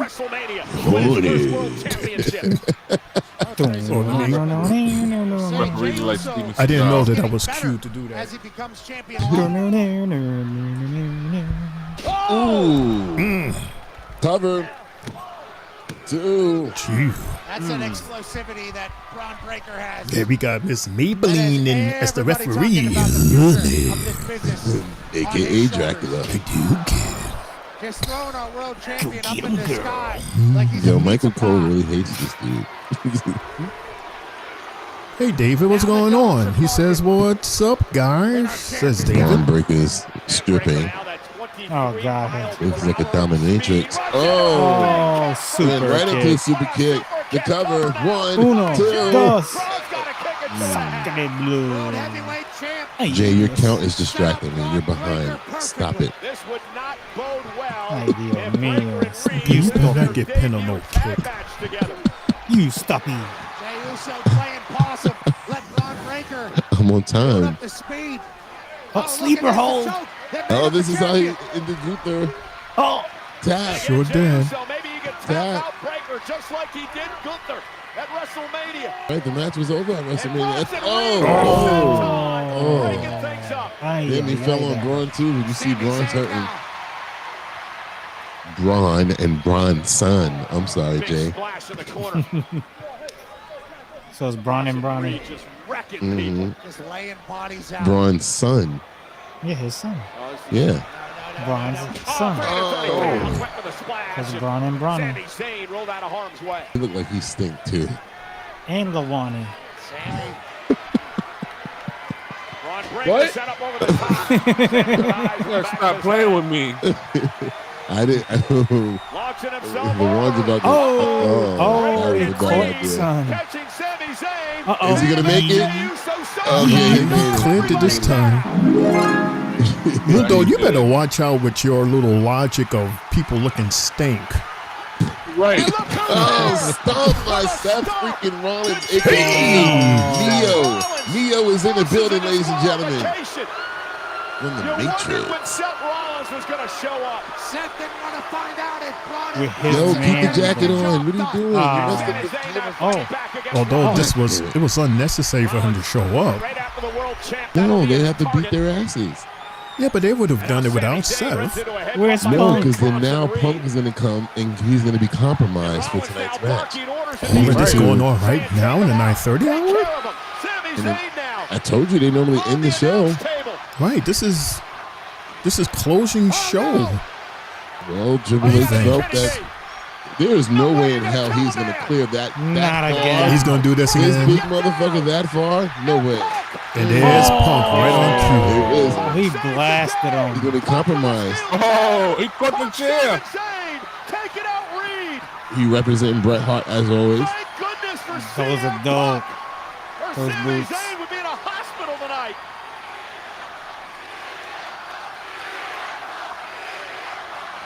He probably told Natty to get them from. So do you think we see Roman Reigns tonight? In this situation with Rollins and his new No. running buddies. Because I have a feeling they're going to come back again tonight at the end of the night. If CM Punk doesn't save Sami there. They're going to cost Punk possibly. If it wasn't for Punk, that would have been total and utter destruction. Is this a future 3-on-3? Where he's gonna be later tonight. No. We got him right where we want him. That's right. Trust me. It's all about timing, dog. Because Punk's in that triple threat later tonight to try to qualify for the Money in the Bank contract. No, he's gonna ladder cross match. palm. Punk better hope Sami and Jey Yeah, that's Uso what I'm saying. have a Do match we later see Roman? Could you imagine a tsunami through our... No. No. Oh, he said no. I heard he's filming a movie Oh, with Eddie Murphy. Carlito. He's already gone. Eddie Murphy. Yeah. Him, Eddie Murphy, Pete Davidson. What's up, sis? Quite a few people. Me and Roxanne into the clubhouse while I was gone. Chicken nuggets, shoulder rubs, interfering in our matches. I see exactly what you're doing. Where's all this coming from? Look, Roxanne, she's just See here. the demon? That's it. Oh, so I'm imagining it all. Well, imagination can play tricks on all of us. I think you're frustrated. You're frustrated because things didn't go your way last week or this week. But look, Roxanne, she got me and JD back on track for the tag team titles. And imagine this. Roxanne wins the Money in the Bank, and then she goes on to win the Women's World title and bring it home to the clubhouse, huh? Oh, yeah. Seems like you have everything all planned out, don't you? Look, there's no plan. There's no plan, and I get it. Roxanne, she came on a little strong with the nuggets and the shoulder rubs. I get it, but I can trust Dom. It's not dominant who I am. Well, trust will come with time. Give it a chance, okay? Don't worry. You know what?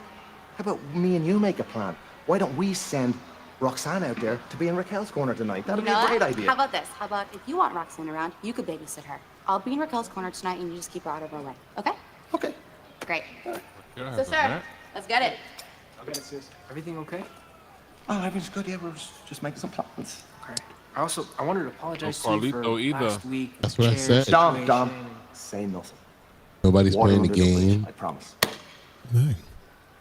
And look, the apple's in the background on the left hand side with the Grim Reaper on it. They're always Oh, in that's sad. I thought we was going to see him at least one more time. Always. Oh, look, the girl that gets people hurt. Kyrie Sane. I'll be back. Oh, he get people hurt. It gets people. So that match ended with no winners. No winner. No winners. And she is dressed for a match. This will be match number 4. Is this another quality match or? Nope.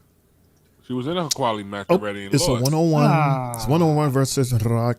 We don't need this match. Raquel. What is this match was a waste for? of a match. This is the bathroom / bar. See you at the bar Damn, match. we should have took a commercial around then. Yeah, but how are we supposed to know? As we're seeing Oh my God! I'm gonna see this. What This is this? gonna be Happy funny. Gilmore. Because I seen the Gilmore. I seen Happy Gilmore that one, and that was hilarious. With Bob Barker. Mm-hmm. But then again, look how long ago that the first one was.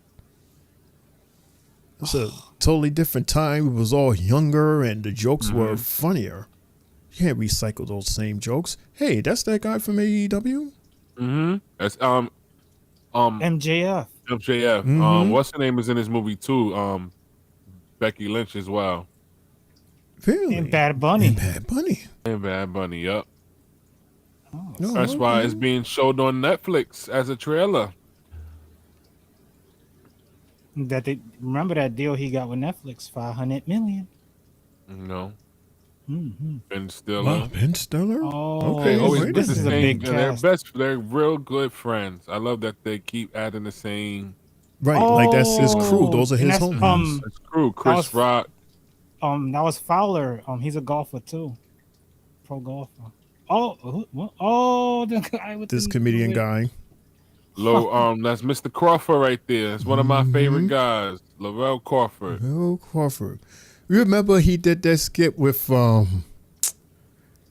guy from Meet the Browns? Mm-hmm. There was at this it was at this award show that Steve Harvey has for the community. I think it was like for a church. It was like the church awards or something like that. It's the neighborhood awards. I think so. It's one of those, and the brown guy he called out. He called him out. This was back when he was big. Mm-hmm. He was big, and he called them out, and he led them to that stage. Man, listen, when he said that Kirk Franklin looked like he shopped at a kid's store and goes, "You went from boys to men." They was going at it. We laughed so hard. That was hilarious. Are there anything sport related to mention or no? Oh, it's quiet tonight. It's There pretty ain't really much- nothing. Yeah, nothing but them same baseball games from earlier. Mm-hmm. Shane, he had said a joke also one time. He was at church, and an old lady was like, "Damn, baby, how big you gonna get?" He said, "Damn, honey, how old you gonna get?" Yeah, he's So you're close to dying.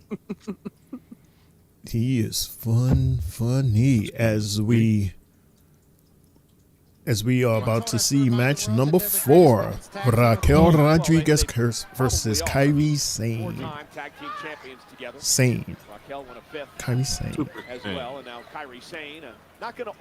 I don't know the purpose of this match, but here we are. Well, I guess the purpose of this match is that Kyrie's just gonna walk herself into some. last week we saw Liv Morgan EO. EO beefing. Raquel Rodriguez. Liv told us that Kyrie's Of course, Raquel, not Raquel to come, but Is Raquel wearing a thong? She thinks she leading now? Roxanne, listen, she's gorgeous. She's pretty too.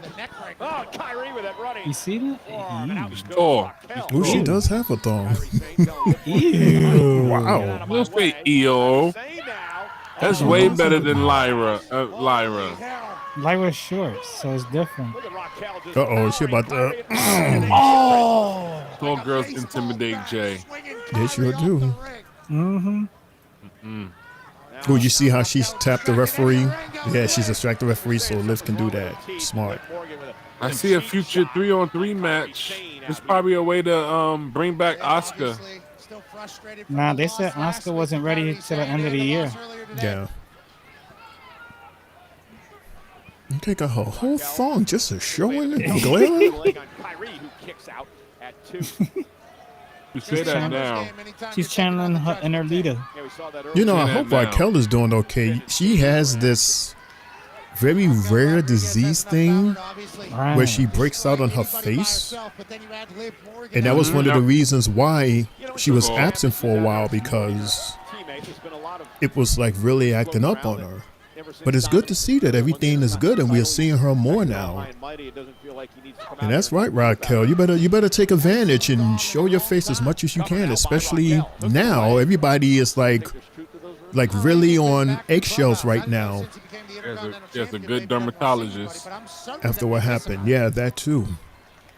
It's like, at this point, how many other people, Jay, are having their contracts expire this year? And will it be renewed or not? Yeah, from what we're hearing, it's like 3. So it's literally to a point where you're like, who's next? Right. We gotta sit back and watch. And then, Whoever's not getting no TV time is next. But how would we know? Because look what happened. You literally got rid of 2 guys that was constantly on TV. Mm-hmm. And it's a champion. You got rid of a champion from another circuit, which was good advertisement. That was like awesome advertisement for somebody way out in Puerto Rico. And you let him go as soon as he got the title. Cash grab. Because you got people from AAA now to do that. It's good marketing to them. Right. They know they're getting the money. You got Bad Bunny to do that now. So what they did. I think everything is just an age factor right now with that situation, man. Like, I think R-Truth really probably knew his fate from the jump. Like, you could just see, like, look what they gave him John Cena. And they gave him the entrance to come out last. Normally, John Cena comes out last. Mm. I think that was the respect that Cena has for R-Truth, that he let him come out last in that match when they had their fight. And then when R-Truth came, R-Truth came singing his song on Friday, and you were like, oh snap. But at the same time, he was talking to Little Jimmy. So that right there was like, man, he ain't really bring up anything Little Jimmy related in God knows how long. So they're letting him get one last hurrah and to see who he can break before he goes. And we see with most wrestlers nowadays, they just, when they go out losing. So, I'm one who is shocked by the situation, but at the same time, I understand what WWE is doing at the moment. They capitalized off his couple of weeks. They probably said, look, this merch here that you're selling, it sells out. This goes, the PC goes to you.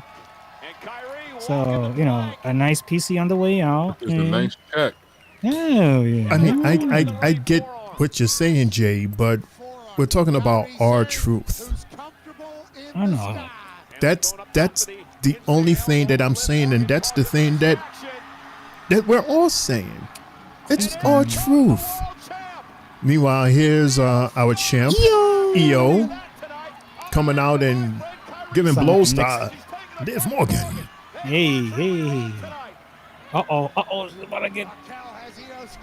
Okay, guys, EO's like, head hits the turnpike. Jeez Louise. Oh, Okay, you about to see that flying elbow, that elbow I love. The insane elbow. Mm-hmm. Oh, I love that move. Love it. Count it. 1, 2, 3. Yeah, that elbow gets the gunshots. Mm-hmm. Right, L? Love that elbow. Love it. And when you told this one to stay away, look what happens. You still lose. Mm-hmm. So, Jay. Be back. Yes, sir. Yes, sir. First off, shout out to Rick. Rick is in the house. He says, shout out Three Bells. What's good, Rick? 3 Bells Guards. Oh, carrying cross. Hold on. Uh-oh. Wait. Sammy, are you all right? That looked Sammy. very rough. Got a loud pop. Hey, what the hell is your problem, huh? Oh, you want to know? No, what's your problem with me? What is your problem with me? Why are you hovering over me for the last couple of months? What is your obsession with me, huh? Because I think you're a liar. That's my problem with you. That's why. I think you lie to them. I think you lie to the people at home. And worst of all, I think that you lie to yourself. You could have been a world champion 10 times over if you did what you knew you really had to do. Because I know you're capable of doing very terrible things to people. Sammy, you're not a good guy. You're a bad guy. Just like the rest of us.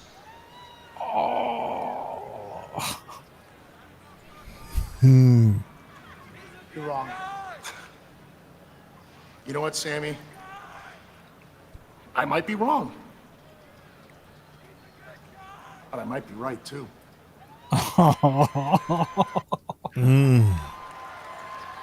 Everybody he's confronted has turned bad. Mm-hmm. AJ Styles is getting ready for his Money in the Back quality match. Not AJ Styles yet. Not AJ Styles yet. He hasn't turned bad yet either. Right. And keep that thought in mind, Lawan, because I have a question for you concerning that. Jay, we was about to talk about. We was talking about, I guess, basically, do you see, or is this the angle of TKO to try to make the roster more youthful? Are they trying to get rid of the older heads, the heads that's been in the company longer than a lot of these young, fresh, active talent? From what we are seeing, with like I said earlier, with the influx of call-ups and then the slow releases of the other wrestlers that are getting released, you will look at it and you're sitting back like 100K, 5 million. Can perform 10 times better?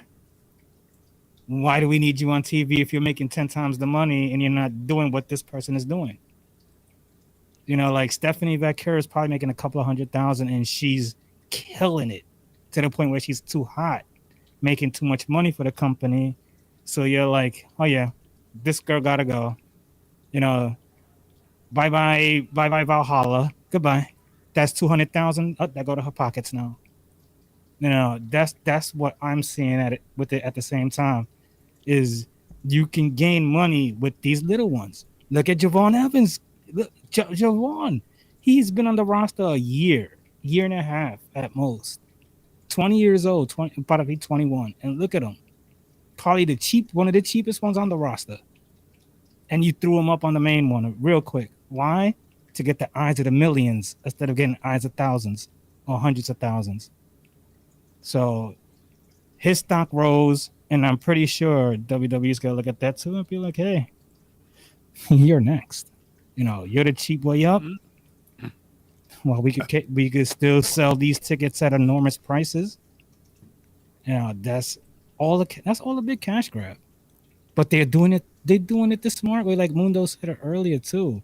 Even with his job, they do it to them.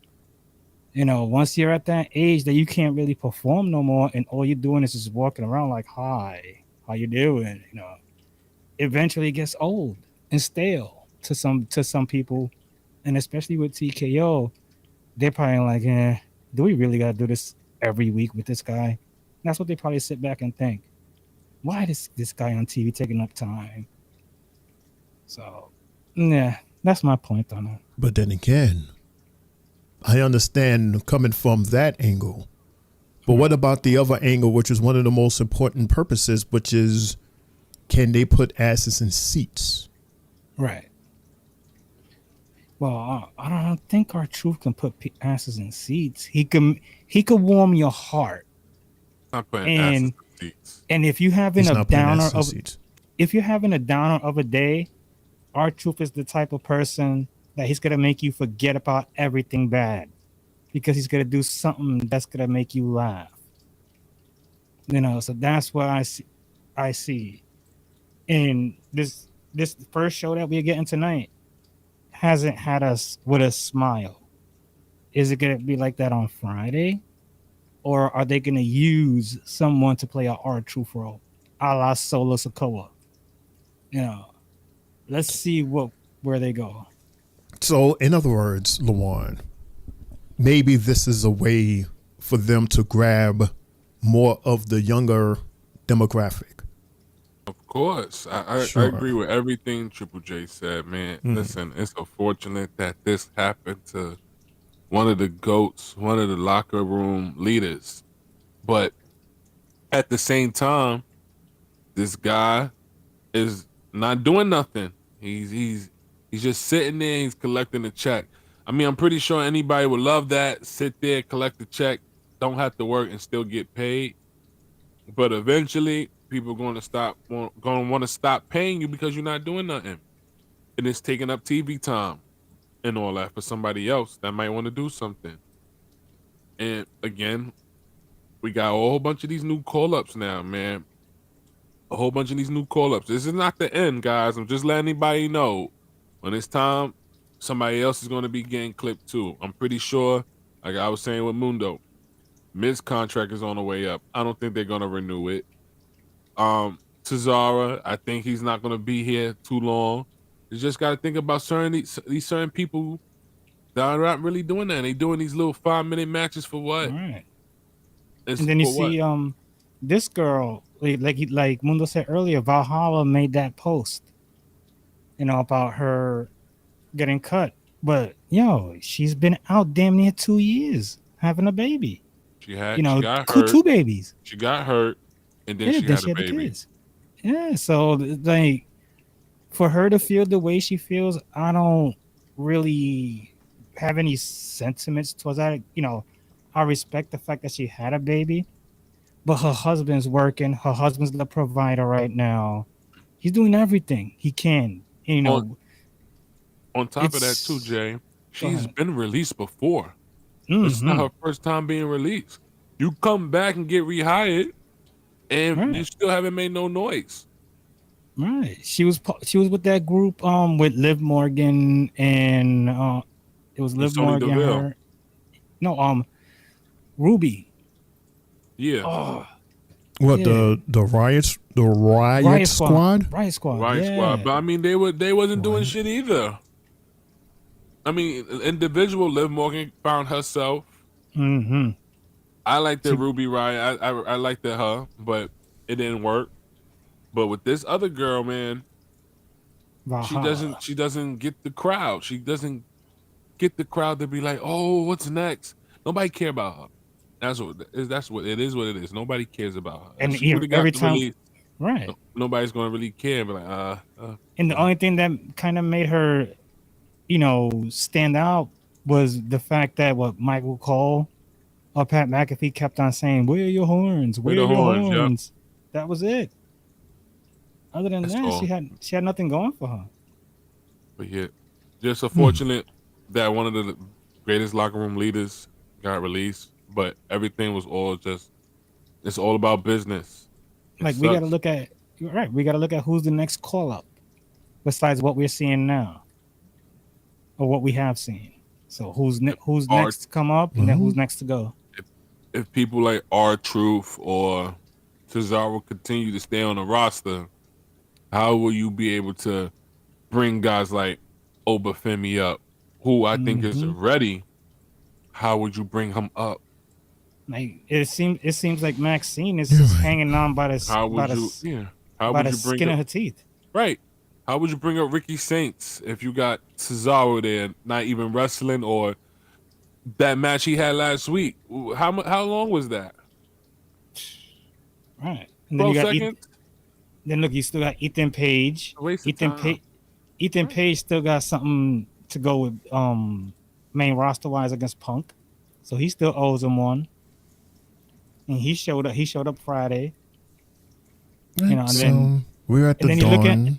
You're looking at the AAA too, the company AAA. If you're acquiring that, you're like, yeah, we really got to cut ties with some wrestlers now. Well, yeah, they're connected with AAA, TNA. You got your NXT. There's a lot of superstars that they're connected to that can easily be called up. Right, and there's over 100, fresh. over 100 wrestlers. Yeah, and we can sit back and say we've probably seen half or a quarter of that every week. We don't see the whole thing, and we question it, like, why? You know, Karrion Kross has been the subject of this the past couple of months. Jay and Gunther in the locker room. Should have beat his ass. What? You sit next to him and everything. See what I told you? Gunther slowly turning good. You know, Jay, the World Heavyweight Championship is personal to me. So I appreciate all the efforts you put into being the champion. And I can see you really try to be a great champion. Do you trust them? But because you refuse to think with your head instead of your heart is why I'm gonna take it. You're a great guy, Jay.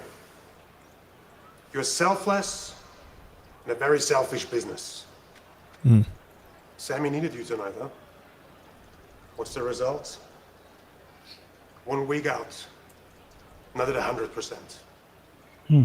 I'm very sure if Punk gets in trouble tonight, you'll be there for him.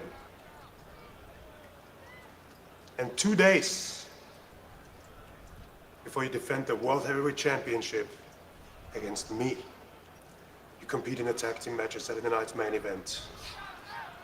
Because it's important to Cody. And everybody knows they can bet on their good friend Jay. All of that is no business of the World Heavyweight Champion. So I want to thank you. Because ever since the day I lost to you at WrestleMania, I knew I would avenge it. And right now, you're making it very, very easy for me. Jay, in 1 week, the party is over. Oh, so you're gonna fight for the title on Raw next Monday? One word, tap. See you next week, G. Wow. So they couldn't have this. They couldn't have this Well, Pat Gunther makes a lot of good on points there. In fact, Jay is teaming with Money in the Bank. Cody Rhodes this Saturday at Money. What? And they put it for nah. Well, because you have the 2 Money in the Bank matches, right? How long those are going to go for? Like 40 minutes. Right. Then you have a crap full of commercials. And you got Lyra versus Becky. 10 minutes. And I think it's going to be longer than 10 minutes. It's going to be longer than 10 minutes. 12 to 15. And you have that tag team match. Another 20, 25. So there's your show. Which is closing out the show, I heard.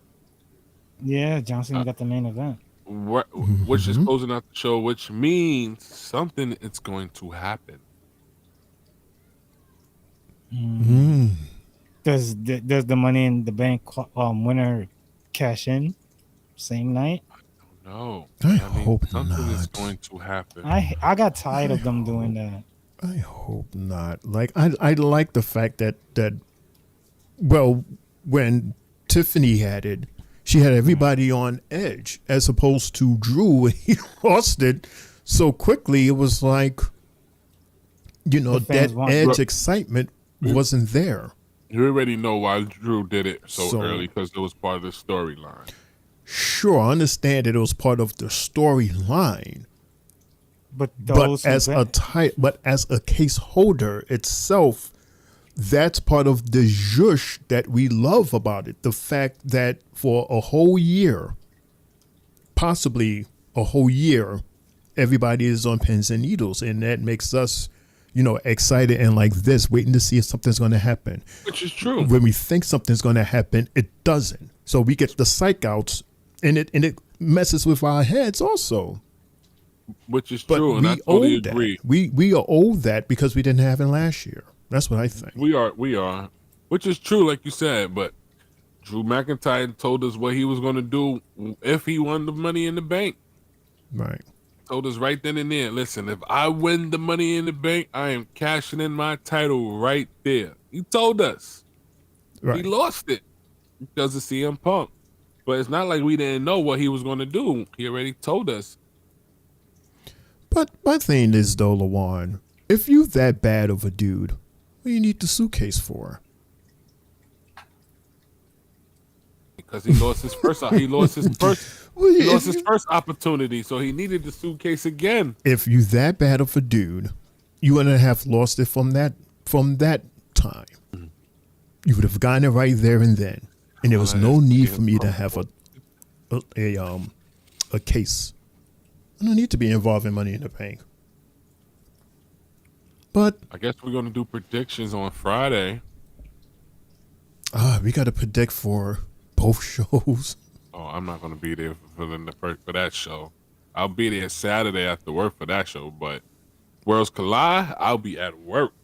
That event, Jay, only has 4 matches. I saw. No, Worlds Collide. Yeah. Okay. When I made the thumbnail, everybody, for our PLE watch parties. We have 2 watch parties on Saturday. The Worlds Collide starting at 3:00. Then we take a break, and then we have the Money in the Bank at 7. Ooh. So yeah, we're gonna have it's gonna be fun. But Lawan, yes, sir. I wanted to ask, because I know I make fun of you when I say that you want everybody to turn bad. But it seems to me that good and bad, for some reason, your average superstar, it seems like they perform better when they're bad. So, I mean, what is with that? Like, it just seems like in general that when you have like an actor and they play a really bad, evil guy, they sometimes call that their greatest work, because it's something that you don't see them on average. So is that what you're seeing when you see your average superstar? And when you see a superstar, right, most of the time good, but you see them more believable or more entertaining as a bad person? Yes, I see that. And they also have no filter. Like, here's some examples of some of the greatest heel works I've seen done. Seth Rollins, when he became a heel, he has one of the greatest Money in the Bank cash-ins ever. Mm-hmm. And that was because of his heel work. If he was a face, we would have never done that. Right. If he was a face. Able Go ahead, Mundo's back. Yeah, I was just saying. But yeah, that's one of his greatest heel things, you know, he has done. Mm-hmm. Here's another one where CM Punk. I don't think he was a heel, but in Vince's eyes, he was a heel. When he told everybody that he was leaving the company with the WWE title belt. And then when he blew that kiss, let you know I was leaving, bye. That's another one of the greatest moments I ever seen. So it's like when they're heels, you get no filter with them. Bronson Reed, when he did the tsunami to Braun Strowman on top of the car. Awesome heel work. They got no filters. It's just like when they heels, I feel like they're free to do whatever the hell they want to do. Right. Ambush. That's what sneaky attacks. All that. That's stuff. what most people who play heels, whether it's in wrestling or in movies, the actor or the wrestler, they claim that it's much easier to be a heel because you have the freedom to do whatever you want. Mm-hmm. Whereas when you're playing a good guy or babyface, you have to stay within this box right here. You can't do any of this other stuff. You know, that's not what a babyface does. So it's much easier to be a heel. You can have more fun doing it. And that's what it is. A lot of people find out as we are back live for this qualifier that it's much easier to be heel. And that's when you get some people's best work because they have freedom to do, like you said, Lawan, whatever they want. And the only way a face is really able to really do whatever they want to do, is if they're basically how can I say they're the face of the company. So when Stone Cold was a face, he was able to do whatever he wanted because he was the face of the company at that time. But The Rock, but he was able to do whatever he wanted because he was the face of the company. But John Stone Cold wasn't. He was an anti-hero. He was an anti-hero. He wasn't a baby face completely. He was only, people loved him because of the fact that he fucked with Vince. Then, because everybody hated Vince so much. But Vince was like a slave owner. We could say John Cena. He was a face, but he was a face that was able to do what the hell he wanted to do. Because not really, because he had to be Superman as well. And he had to be Superman, but guaranteed, if John Cena was in a match and somebody came in, snuck him that night, ooh, best believe John Cena is going to do the same thing the next night. Oh no! Like in his case, like I think he had maybe 1 year, maybe 2 year sweet period when he was like a pure baby face and the fans actually fucked with him the most. Like the one he was and then after that, it was just 50-50 for the rest of his career, even up to now.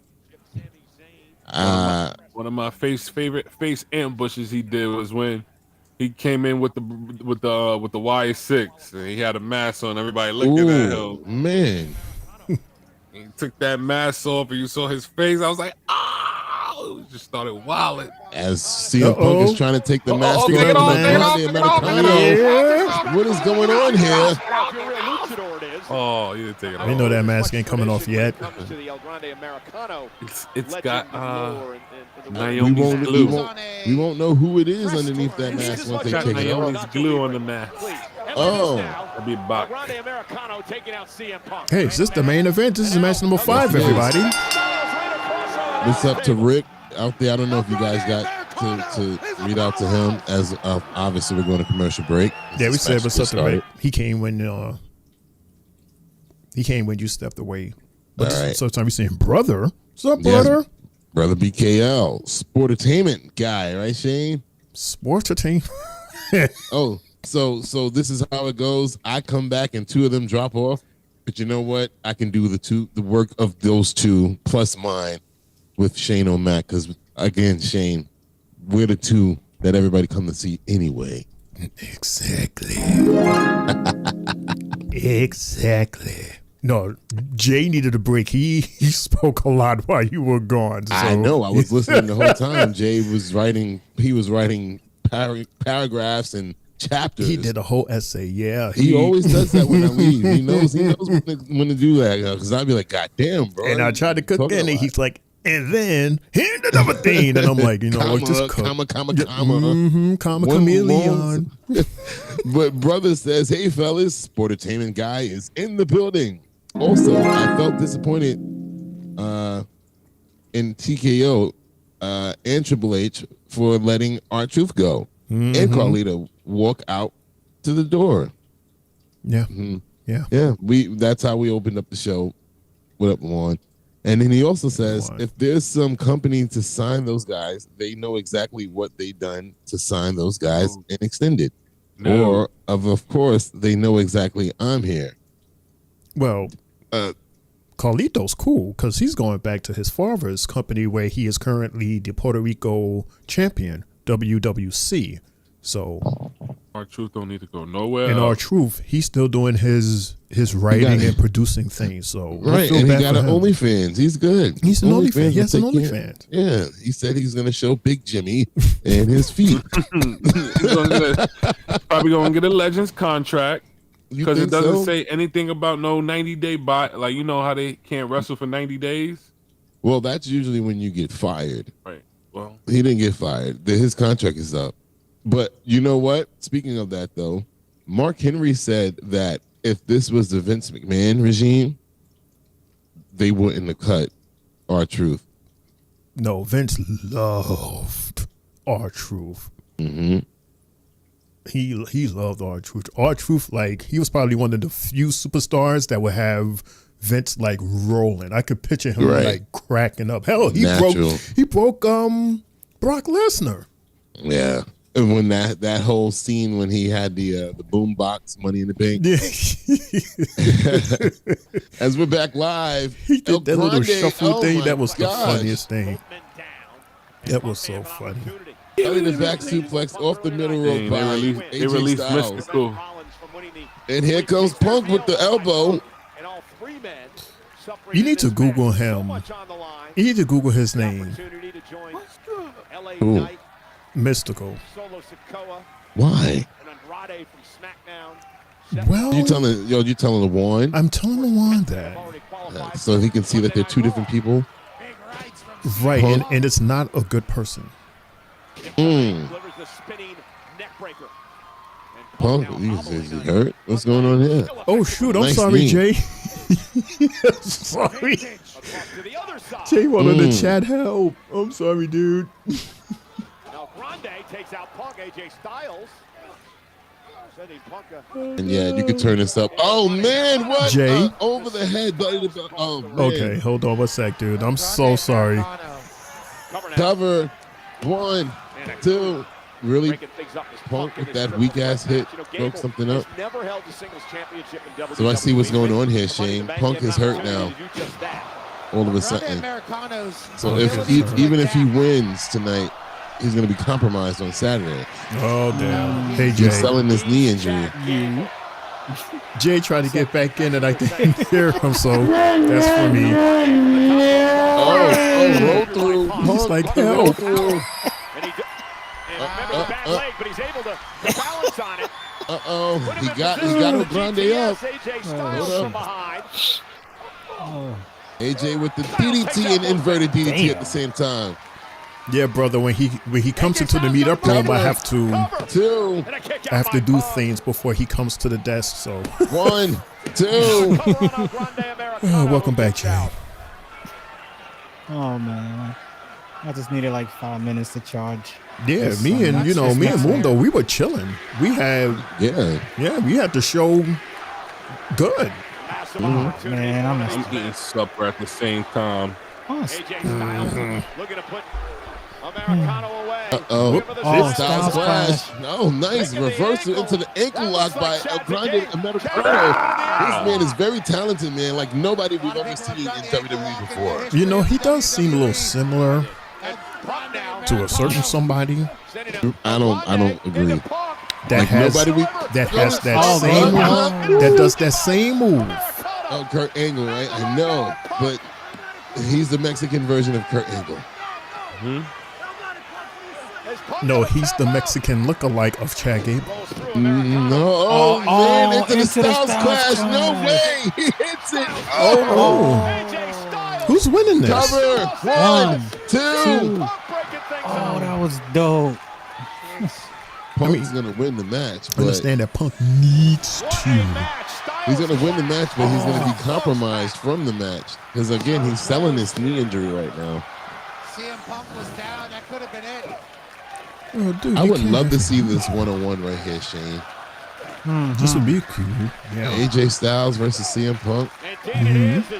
Because I've never seen it before. This is a first. Ooh.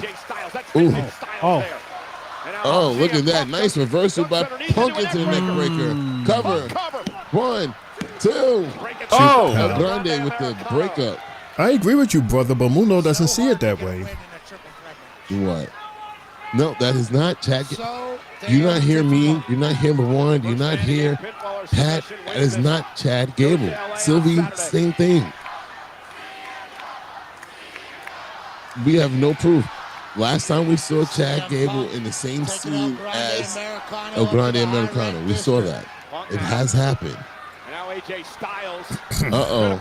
Styles looking to hit the Styles Clash on Punk. Oh. So does Chad come out and interfere? No need to. No need to.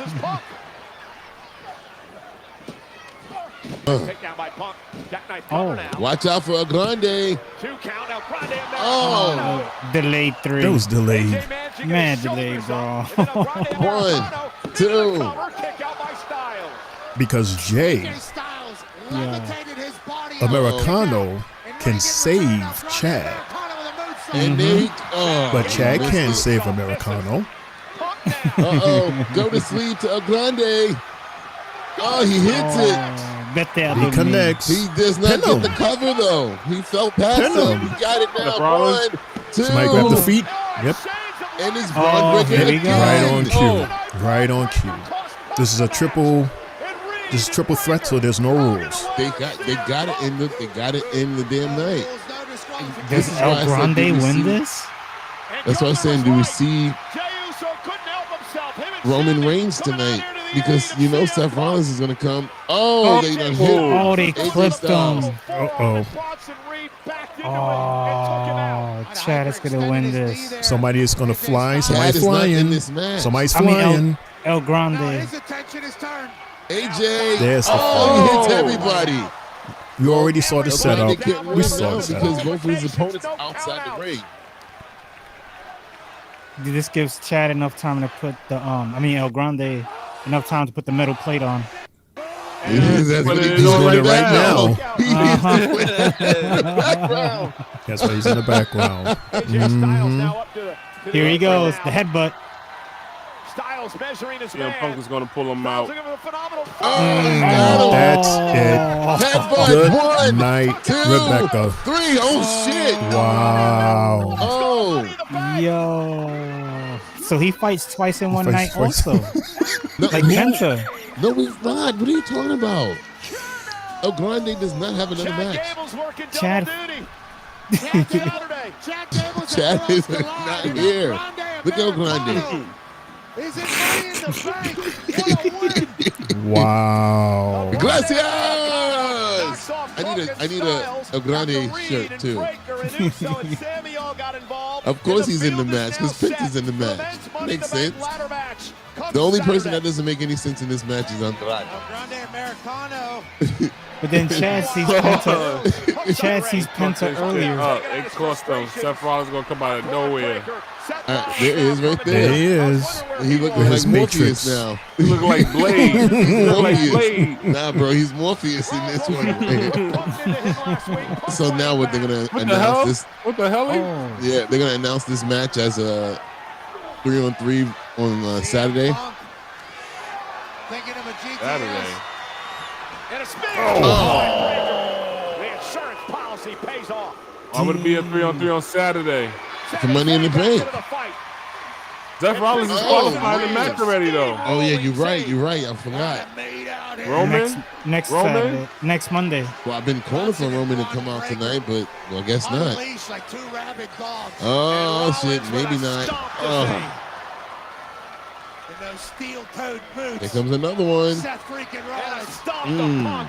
Where's Jay? There he is. There you go. Oh, damn. Back into the fight. Uh-oh. No Roman. Uh-oh, spear. No Roman. Nobody. And here's another stomp. Damn. Rollins has his black lemon pepper steppers on as well. He's We're been in going to there call him high the heels. Craft. The Craft. Uh-oh. Uh-oh. And the words Somebody of Wade save your Barrett. cousin. Tsunami! Good night. He said do it again. Oh, He said, man. do it again like how you did me. He's got a tag team match on Saturday. Gunther. Oh, yes, he does. I forgot he was in the match too. Tsunami again. He's in the match, him and Sammy. No, not Sammy. Who's going to be able to stop Seth Rollins? No, that's Logan John. Oh, Cody. Cody.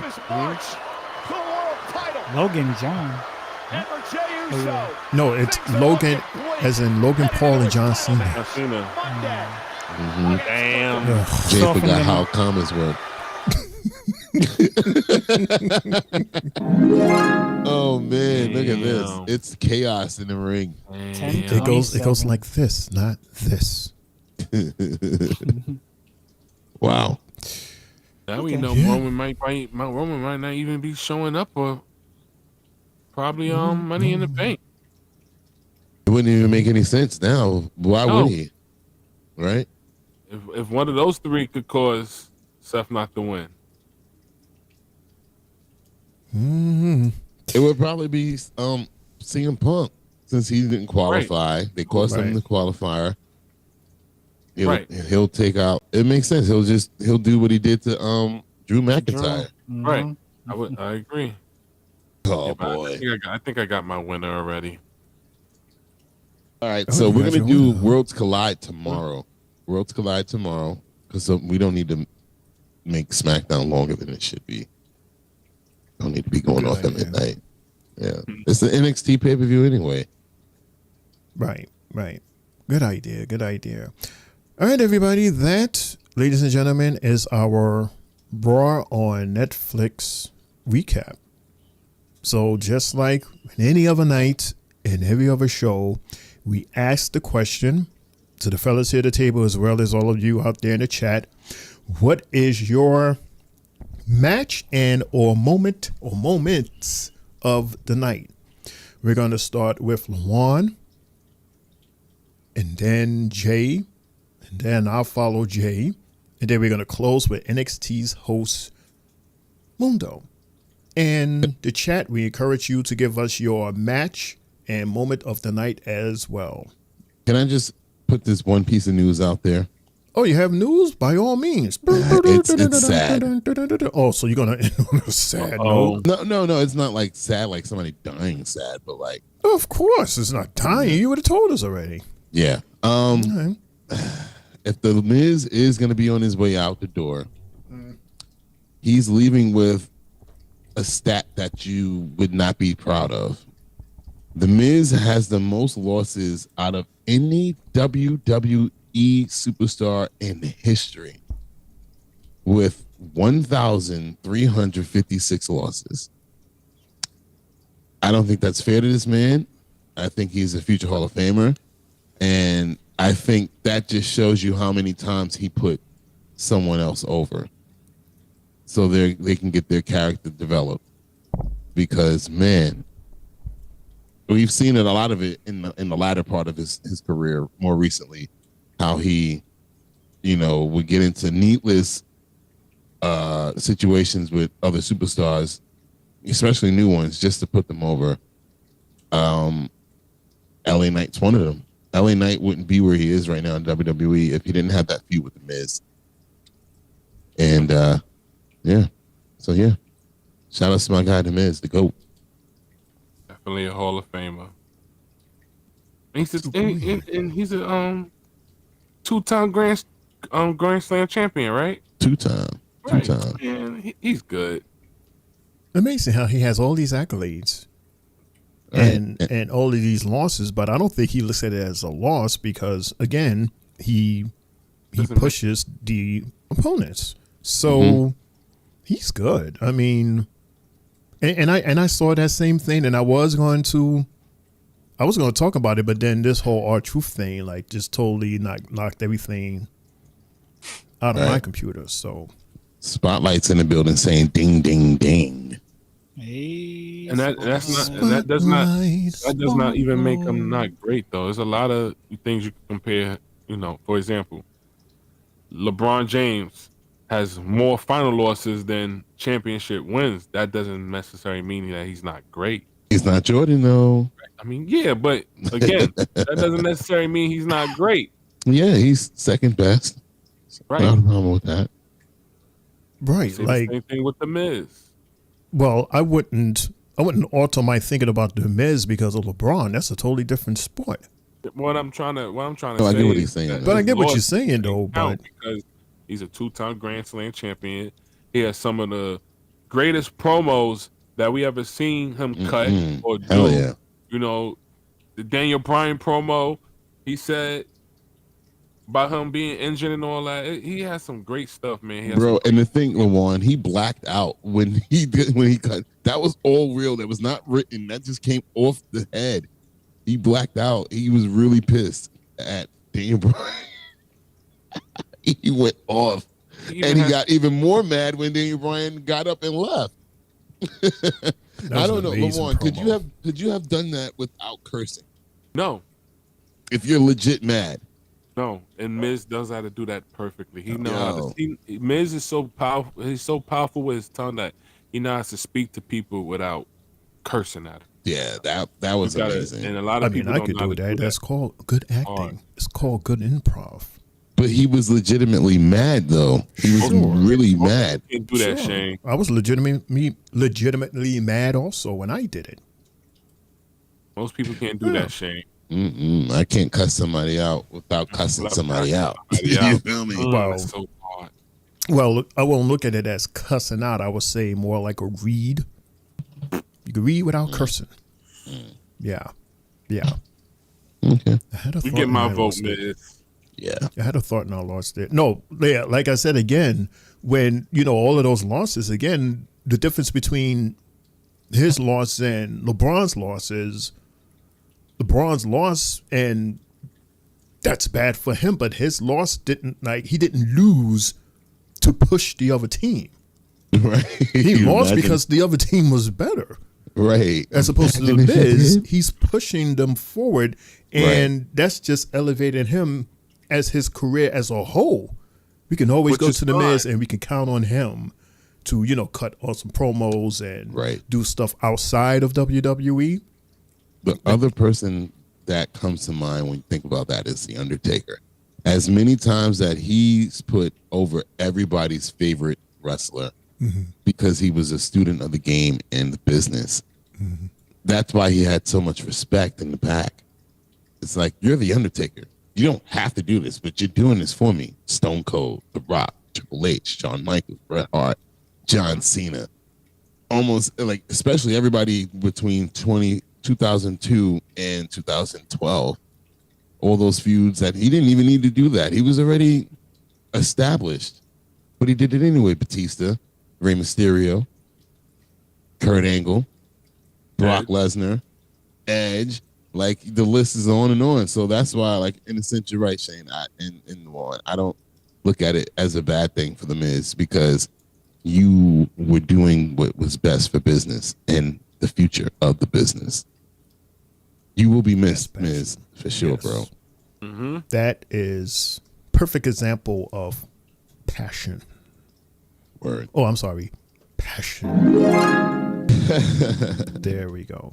Speaking of passion, I want to passionately ask you guys and ladies in the chat, what is your magic moment of the night? LeJuan, Triple J, Mundo, Shane O'Mac and Mundo in chat. Hey, Haley's Thoughts is in the building. He says Miz legit got released. No, he did not get released, but apparently his contract is up at some point this year, and he recently got rid of everything to do with World Wrestling Entertainment on his Twitter, because I personally checked it myself. And you know how normally they say WWE Superstar and all this other good stuff? He got rid of all that, and he unfollowed WWE at the same time. I don't know if that was something personal because of, R-Truth, that was his guy, or it's just imminent that he may not be returning if the time comes. Just want to clarify. I mean, a lot of people are like really, really mad that this guy, that he was let go like that, like legitimately mad, and they're letting it be known online and on Twitter, X, Instagram, everywhere. And quick fast, because we have a couple minutes, right? one of the messages that really got me was from JD McDonough. Jay said, and this was a two-parter, he said, "Truth, you tried to get me kicked out of Judgment Day. You withheld my merch money. You made everyone laugh at me for months on end. But I'll miss your goofy ass around the clubhouse." They asked that. Catch you on down the road. Maybe we can split a tray of jelly rolls one day. 2 hearts, 1 black and 1 purple. And then he continues to say, "Absolutely gut it. It's so hard getting close to people in the business. You never know when it's going to be the last car ride, the last hug. We love you, Don, Carly. We'll see you around, dog. Broken heart." That's deep. That was real deep. And I totally understand what he was saying, though. That's like, and I couldn't imagine this, but that's like, okay, WWE cutting or releasing The Undertaker. Because at this point, R-Truth is that locker room leader. He is that veteran in the locker room. And because these are a lot of young people in the business now. So that's like, what the hell? Everybody's like, wait, hold up. We thought he was safe out of anybody. Like, he's willing to do whatever it takes for this company forever, like whatever. Right. And the only way we'll see him leave is because he's saying, "This is it for me. That's it." Right. But for it to happen all of a sudden like that, him? Right out of the blue. Yeah. Right. As a matter of fact, before we came on the air, I was watching a video of Roman Reigns and the entire locker room wishing him a happy birthday. And like, that tells you a lot right there. When the entire locker room comes out to the ring. Yeah. Last thing before we do what we do, I just want to get to the chat real fast. I'm sorry, Shane. Do your thing. Brother BKL says, "Not yet. Here he starts. It will be soon." Louis says, "Miz would be good. He's an entertainer." Spotlight said, "Telemundo." Not Telemundo. Not Telemundo.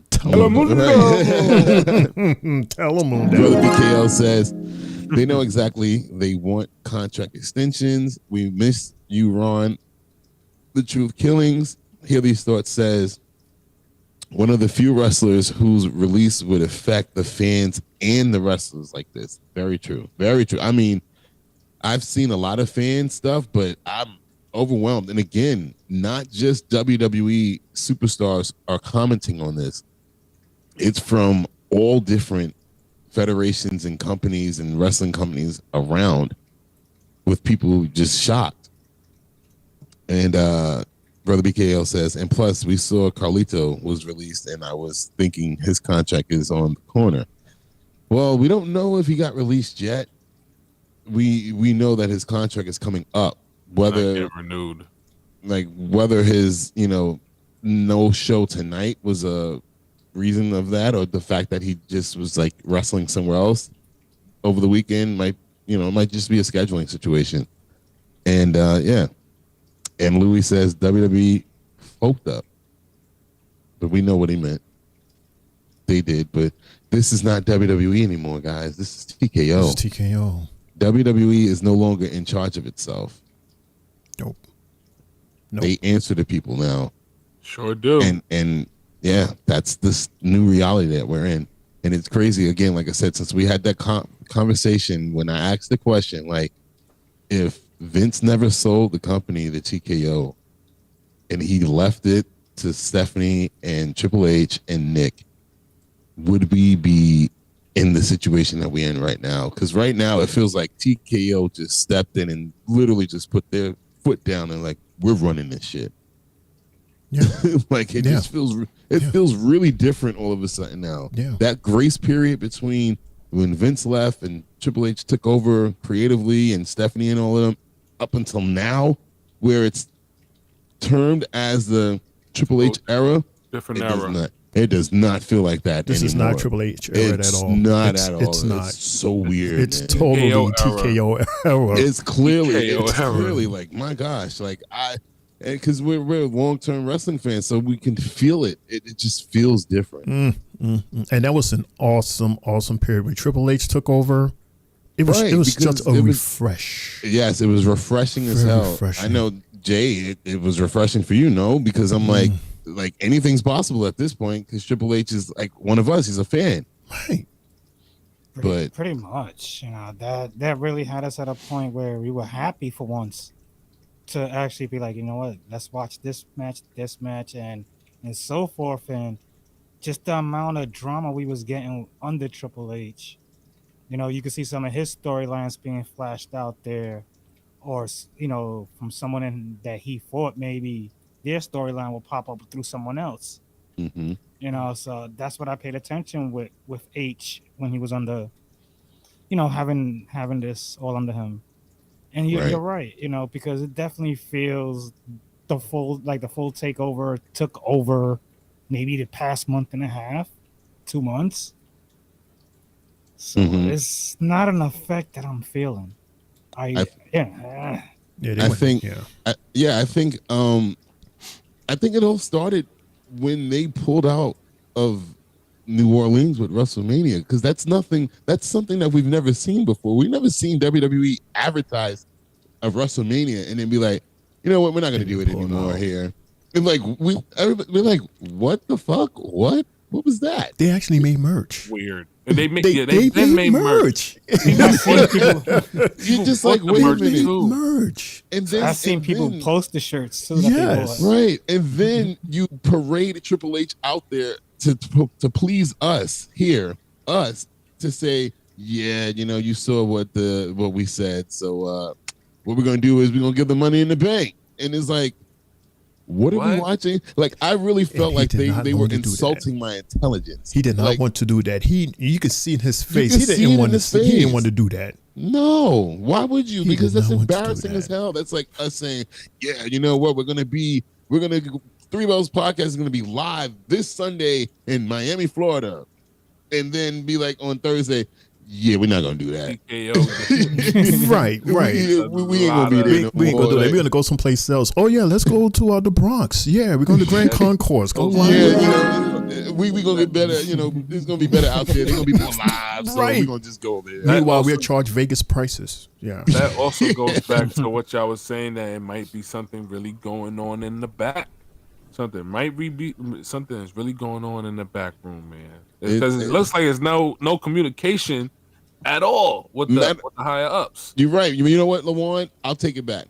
This started when I don't want to blame The Rock, but when he said what he said on Pat McAfee, when he said that Ari called him and said that they were having problems selling tickets to Elimination Chamber, that's when the problem started. Because you're telling us like, okay, you're giving us too much information. We didn't need to know that.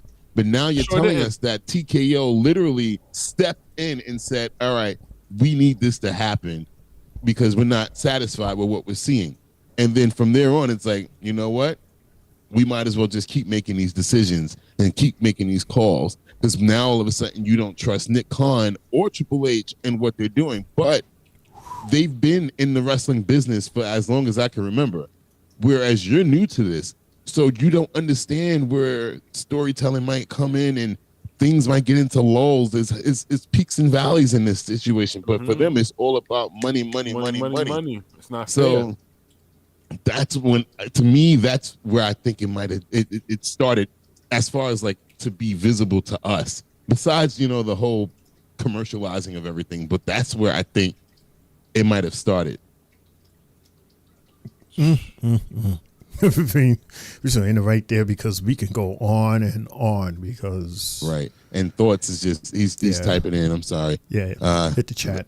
Yeah, okay, Thoughts said... Go as far as we definitely wouldn't be able... Yeah, he said, we definitely wouldn't be in this situation. It feels so corporatized. It really does. Like, you can feel it. We've said that plenty of times here. It feels so crazy. Yeah, we can feel it. We can feel it. Louis agrees. Facts. Mm-hmm. Yeah, damn, I didn't even know that about Nola. That's wild. Oh, he didn't even know that they pulled out of WrestleMania for no. Yeah, bro, they pulled WrestleMania for next year out. It was like, nah, we're not doing it no more. And then they gave him Money in the Bank instead. And now Money in the Bank is after SummerSlams because of that situation, which is crazy. Thoughts also says when they invited The Rock to Elimination Chamber, The Rock probably wasn't even the plan for John to turn heel in the first place. It would have been They better probably at had to Mania. force it. Yeah. Louis says they having trouble because they charging an arm and leg for tickets, just like in UFC, they having the same issues. Really? No, and it's no problem. It's no problem thoughts. These are just, we're giving our final thoughts, basically. But I didn't know that about UFC, but it makes sense. It's the same damn company that owns them. Right. Do it to them, do it to you. Yeah, like I could do it to your brother, I could do it to your sister. So but you know what I noticed tonight, Shane, Lawan, Jay, and I kept looking at it. On the hard cam side, the main camera, I kept seeing that there were empty seats in those in that camera shot. And I'm like, it didn't change throughout the night. It's not like somebody came in late. It was just empty.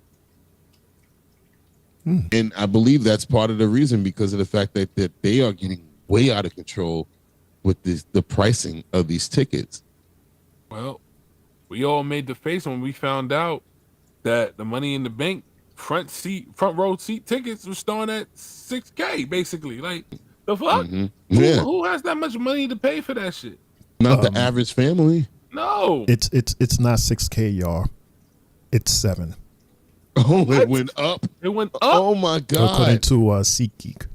Wow. After fees. Well, there's supposed to be a rule that they're supposed to show the total everything. It's not supposed to be anything hidden. Oh no, that's a lie. Because when I brought my Cowboy Carter tickets, it was one price. And then once you got to the main finish page, they use sort of fees and everything that came in after that. So they still doing it? Yeah, completely different price after that. He was like, "What the fuck is this?" No. And before this, we get the J seats. Not even the J seats were like what, about $100 to $300, man. But I mean, that was worth it. But I mean, WWE, they are wilding. How can you call yourself a family show when you're trying to price out the family? I digress. Go broke, especially sorry, at this y'all. time where a lot of these jobs are not paying people their right salary right now. People are struggling. People are homeless. Like, who has the money to continue to buy this stuff or go see these shows like that? Right. And Thoughts is saying taxes and fees at like half the price of the ticket on top of the ticket. Yes, exactly. So if the ticket is $300, then they add another $150 on top of that for fees and service charges and all this other shit. You're like, who's doing what? And that doesn't include parking. That doesn't include eating over there. That doesn't include a hotel if you coming from a whole different state. I'm talking about once you click on, you're supposed to already know. Like, those are always supposed to be implied. That's what this law is supposed to do. Is that a law for all 50 states, or is that pertaining to one specific state? Well, being that it was federal, I'm guessing it's for all 50. It's not just a state thing. Like, this is...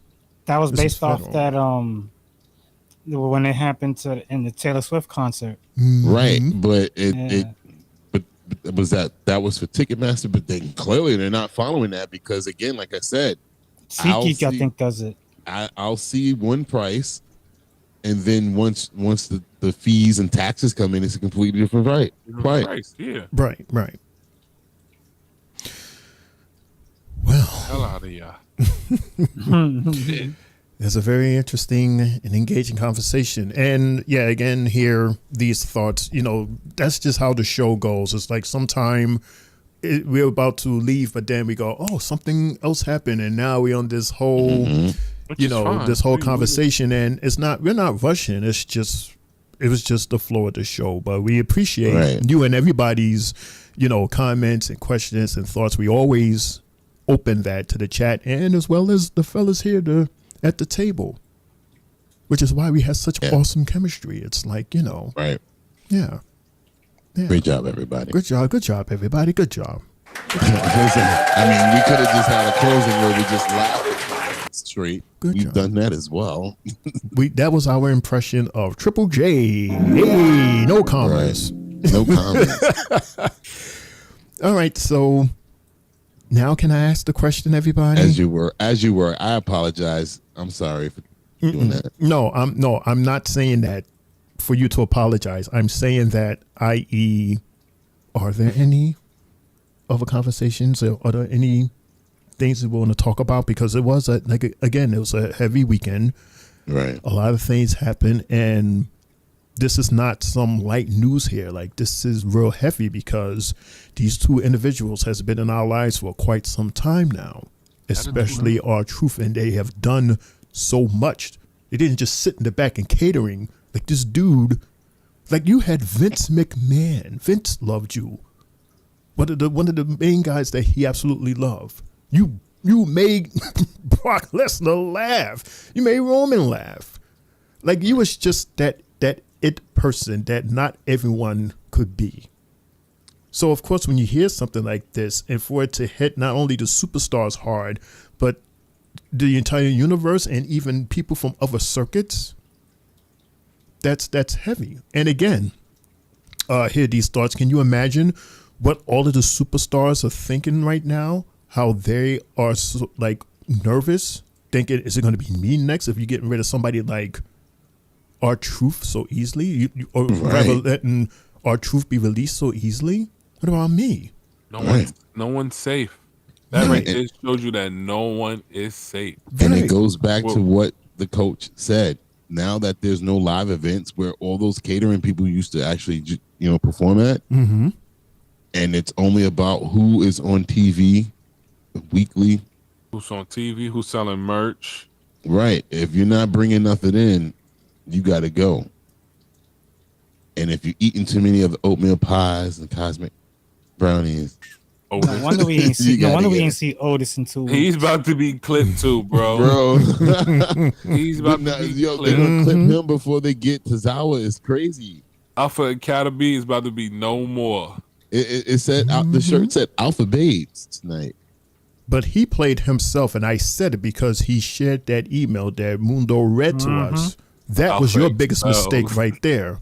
Who the hell told you to share personal business, like that for the crowd, for us? That wasn't our business to know. TKO probably said, Right. You're punished. Brian, this is Raw.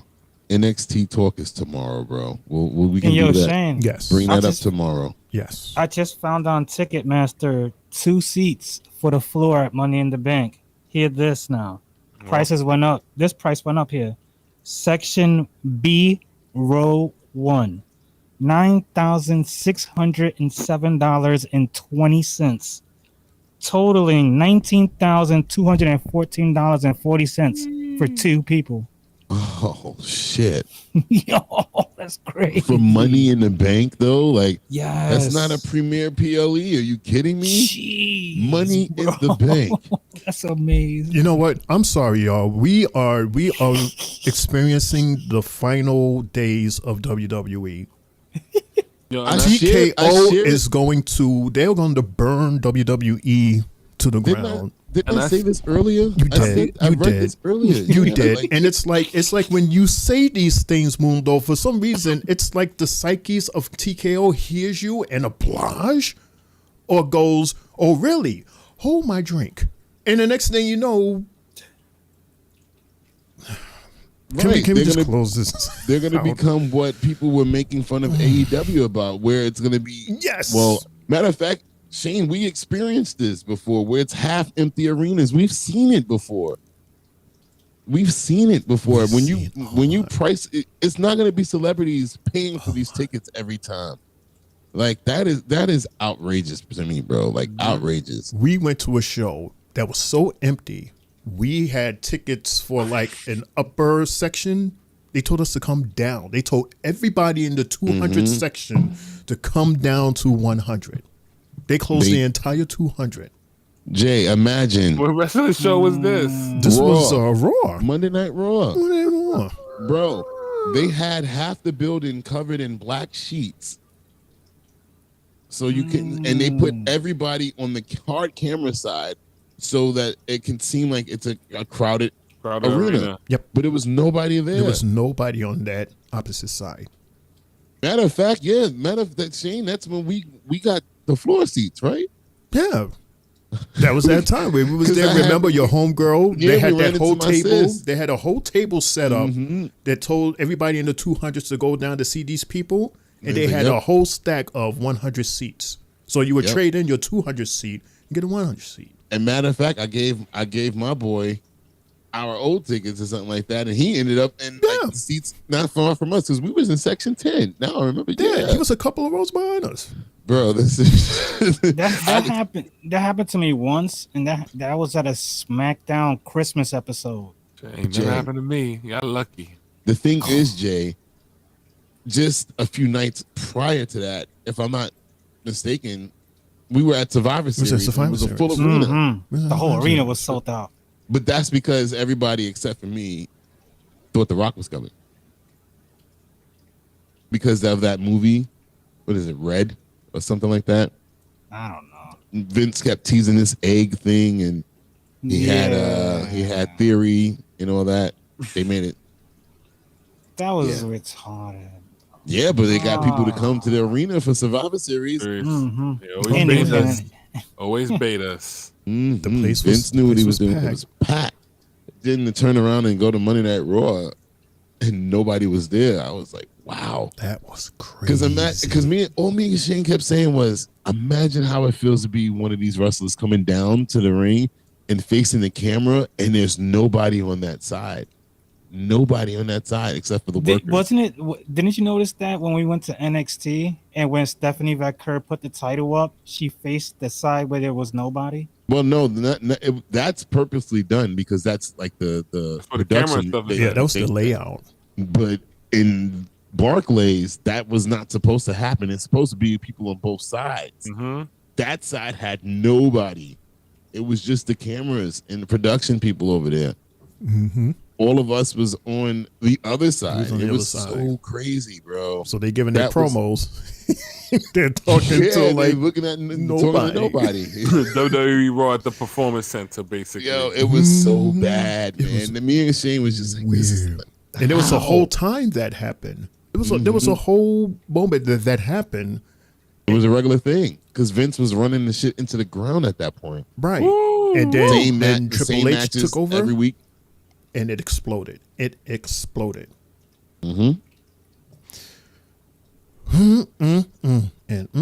again. Like save WWE.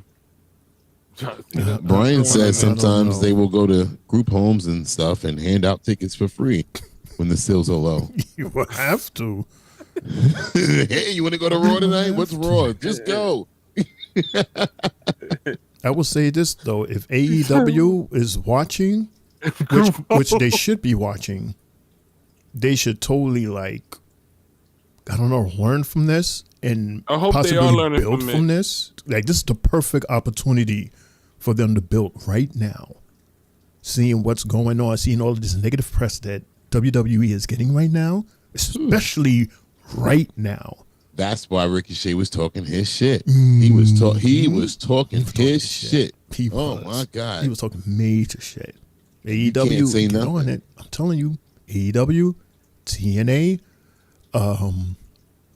hell, I even say soft ground. Soft ground in Africa. You know what I'm saying? Like, see what's going on here in WWE and learn from it and get something out of it while you can. Right. That's all I'm saying. Again, I still don't see what the benefits of them being purchased by TKO has been. Again, like I said, they secured that Netflix contract prior to TKO. So I don't really know what TKO is bringing to the company. Like I said before, all I seen them do is scale everything back. Raise their ticket prices. Right, but I'm done. Two corporations, two corporate hands. No communication. Wow. Whatsoever. TKO, Netflix, WWE. Everybody trying to call the shots. Speaking of call, Lawan. Lawan. For the third time. True J. Shane So, O'Mac. you got to tell us the matches that we had as well, Shane O'Mac. Absolutely. We had a total of 5 again.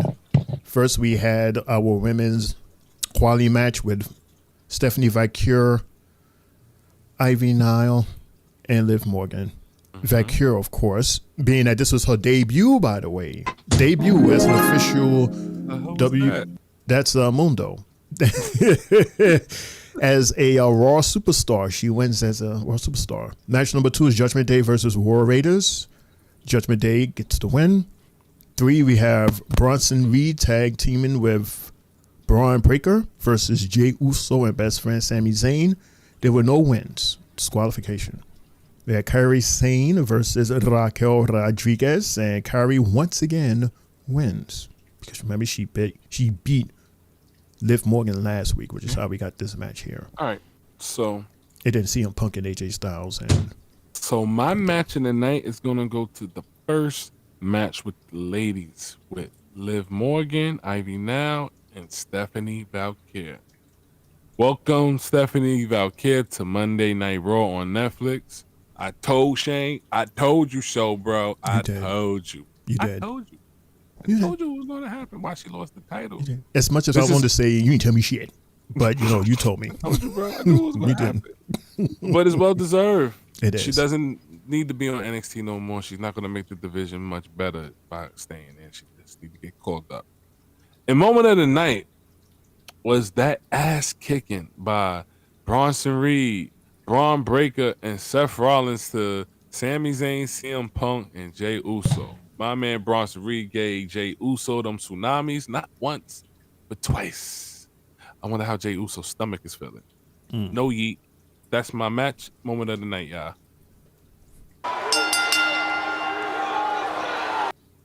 Well, my match of the night, I'm going to have to agree with L and say that first match with Vaquer, Liv, and Ivy Now, that definitely was the match that delivered tonight. It seemed like everything after that was kind of bland to me. Mm-hmm. So, like, even my moment of the night, it just felt different not having anything comedic to laugh about during the show. That I would say my moment of the night is just our talk right now about the ticket prices and everything that's been going on within WWE. So there you have it, ladies and gentlemen. That's my match and moment of the night. Of the night. I love that. I love it. I try not to do it. I don't want a copy of him, but I love that, man. Right. That's got some awesome quotes, man. Like, y'all need to do like Three Bells podcast and put like some of y'all quotes on y'all shirts, man. Like, real for y'all. real. Why you talking like you're not with us? Okay. You're like, y'all should. Like you on a different like show. you don't make quotes. Y'all need Like to you don't make quotes yourself. Okay. Like all of us got our own quotes and stuff. Yeah, of the night. You start first. I love that. I really love that. He does the hand thing. And it's crazy because my voice is deeper than his, but I can't do that. Because then you wind up laughing because you're making fun of him. No, but see, the way I got that, it was just for the fact, like the backstory. Yeah, There's a Pepsi. I'll save the backstory for another time. Yeah. Oh, the Shane O'Mac. Go ahead, Shane. Shane want to go to sleep. I know. You want me to tell you how I wrote this? I'm so sleepy. I'm hungry as hell. Me too. My match of the night, I want to say Bronson Reed and Bronson Breaker and Jay and Sammy, but I'm actually going to agree with Lawan with the ladies, especially Vaquer, being that this was her debut as an official Raw superstar. She did an awesome job and she managed to win, and she's part of her first PLE, Money in the Bank. Look, am I saying it right? I'm doing something wrong again, ain't I? No. Not at all. Nope. I'm thinking of something right now. And I'm looking at Louis. In my head. Louis got me weak. It's the night. So I'm thinking. Oh, not the backstory.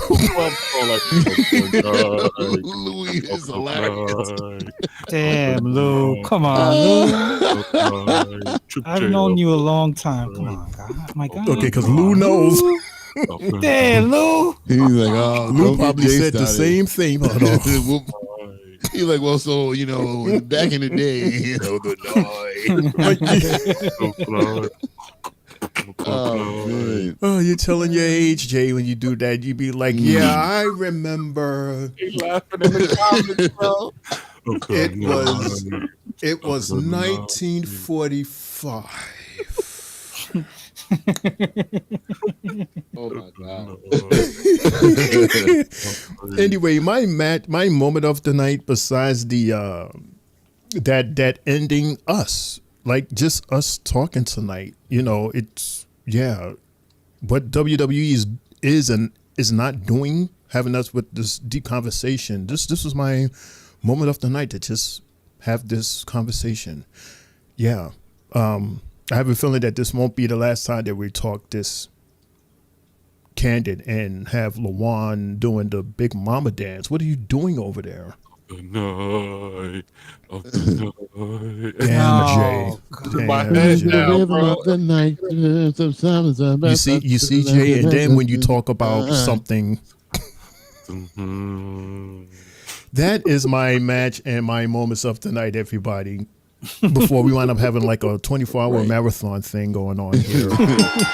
So clearly I wasn't the only one who likes that. Lawan, he's dancing to no music at all. Beats, no, because he's making beats. He's like, oh, the night. You gotta make the beats, so I'm picturing it. Of the night. You in the club. Of the night, right? No, my match of the night, I'll give it to Liv and who is it? Stephanie and Ivy.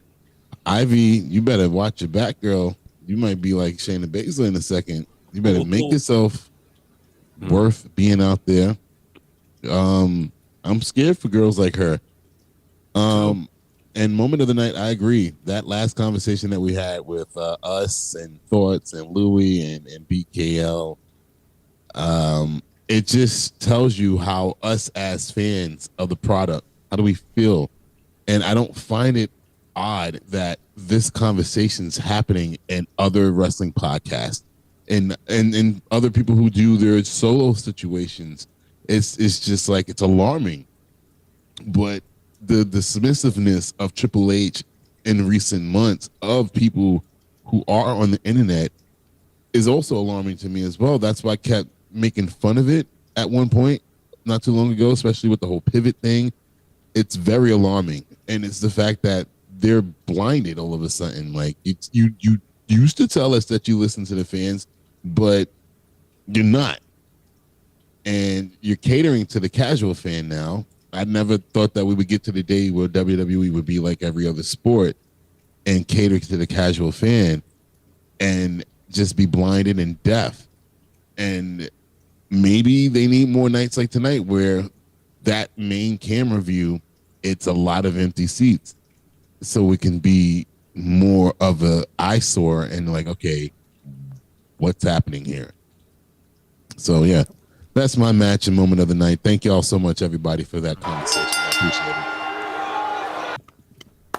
it. Good call. All right, everybody. If there's nothing else, I'm going to press that big button that says J. Sportainment. Hit the button. Sportainment. Damn it. Sportainment. Oh, his match of the night. Oh, I'm sorry. We have match and moments of the night in the chat. Yeah. By all means.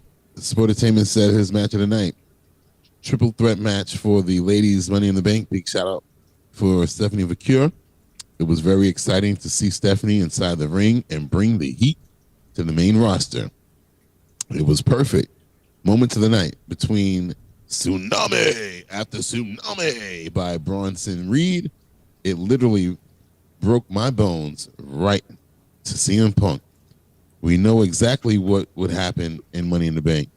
but we'll find out. And Louis said, "Word, the conversation was better than Raw." Real talk. Appreciate that, Louis. Thanks, and again, thank you. Definitely happy to have you back here, bro. We missed you. And Brother BKL said, "Of course, that backstory, it literally making me goddamn laugh. Seriously, Shane." And then he said, "That's a good point." Thank y'all so much, man. I really love the chat. I love y'all so much, man. Y'all make this show go even more. Shout out to the chat. That's for y'all. Good job. Now hit the button. Okay, Friday nights. What's going on here? Okay.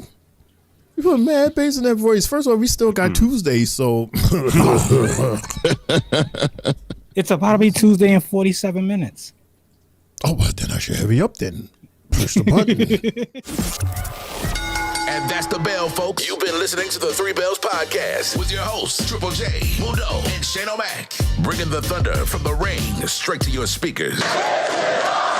But the conversation doesn't end here. Keep the conversation going in the comments. And follow us on our socials to get the latest scoop on WWE events and behind-the-scenes action. Until next time, stay loud, stay proud, and above all, stay tuned for more hot takes, news, in the world of wrestling. Expect the unexpected. See you on the next show, the Three Bells Podcast. 2, 1, hit it. Hey. Hey. Triple J's of the night.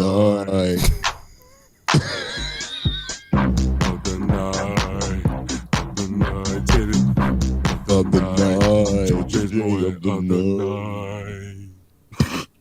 That's that big boy dance. Yo. You shut the hell up, Shane. Goddamn it. And then when you fall,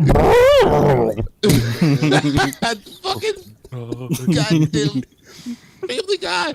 I swear, you watch the playback when we come back from commercial. Because during commercial, we hear boom, boom, boom. And then we come back from commercial, and on it's like this. Yeah, yo, I'm like Shane. Somebody just fell. I said, Shane, somebody just fell. I was sitting down. He was like, whoever's not on the screen, that's who fell. That's who fell. And Jay was like, blank, no, it wasn't and me. he I didn't fall. I didn't fall, guys. My microphone is close to my couch. So you just plopped yourself down. When I sat down, you can hear me moving the mic while I'm sitting down at the same damn time. Oh my God. I swear. I was sitting down at the mic. If only the chat could hear what we heard in our ears. Oh, they didn't hear it. Good then. No, they didn't because hear we were it. still on commercial. Right, good. Right. Because I didn't fall. And then we came back from commercial. It looked weird from looking from out in. Yeah. So that's why I explained what was going on. Anyway, everybody, thank you so much for tuning in. Thank you, everybody, for joining in. And thanks to everybody in the chat, especially so much for making this an awesome show tonight and every night here at the Three Bells Podcast table. I'd like to thank Rowan for the new song. I have a feeling that Triple J has a new opening song on Friday. Spotlight said LaJuan was fighting the couch.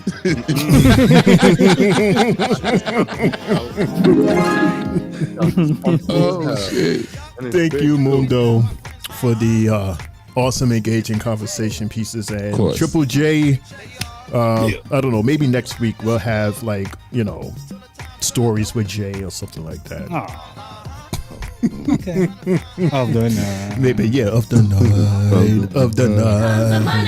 Here we go. Of the night. Here comes the money. It's your homie Shane O'Mac coming to you live from the East North section of the I can't even talk. He said on the boardwalk.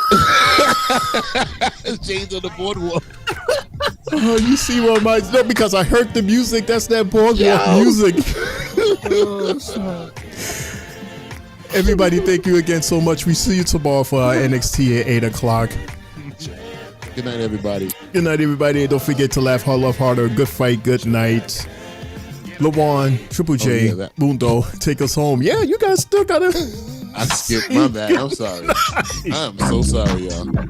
Hey, Triple J. Yo, listen, guys, it was fun. Monday night was awesome, especially just having that talk and just being able to laugh with you guys and laugh with the chat. Yes. Tune in tomorrow, NXT, with my tag team partner, Mundo. I'm out of here, guys. It was nice hanging out with y'all and chatting with y'all. One love. Peace. Your winner, and still your Tri-State Mania champion, Triple J of the night. Of the night. Feels like we had what you call it, Night at the Roxbury. Hey.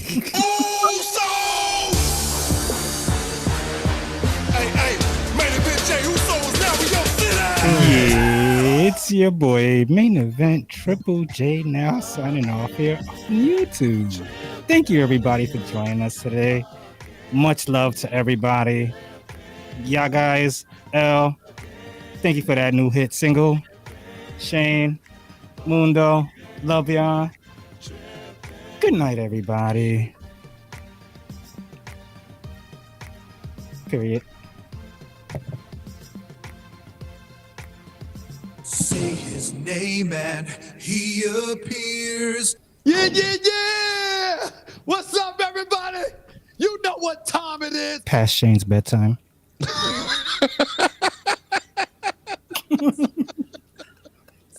Okay, so he started off story time already, telling Shane's business.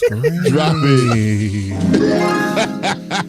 Great. Thank y'all so very much, everybody. Three Bells Podcast, chat, everybody. We're all a family here. Thank y'all so much. This was a fun night, especially the ending of the night. Hilarious, man. Y'all are funny. Thank you, Lou. Thank you, Spotlight. Thank you, BKL. Brian. Thank you so much, Haley's Thoughts. Everybody. Sylvie. Universal. Everybody. Thank y'all. Happy birthday again, Chris. 37 years young, man. Thank you all so much. Have a good night. Don't forget to check the colors up there so you can get some some content from us up there. I promise I'm gonna start back with TikTok tomorrow. Beyonce took over on TikTok and got us a lot more views, by the way, and likes. But anyway, we have a TNA World Heavyweight Championship match tomorrow. We have what is it? Trick Williams versus Mike Santana. Just the name. So yeah, let's get it. Let's go. Worlds collide this Saturday, 3 p.m. NXT, AAA, WWE. What you gotta do, brother? I'm out of here. See y'all tomorrow, 8 o'clock. YouTube.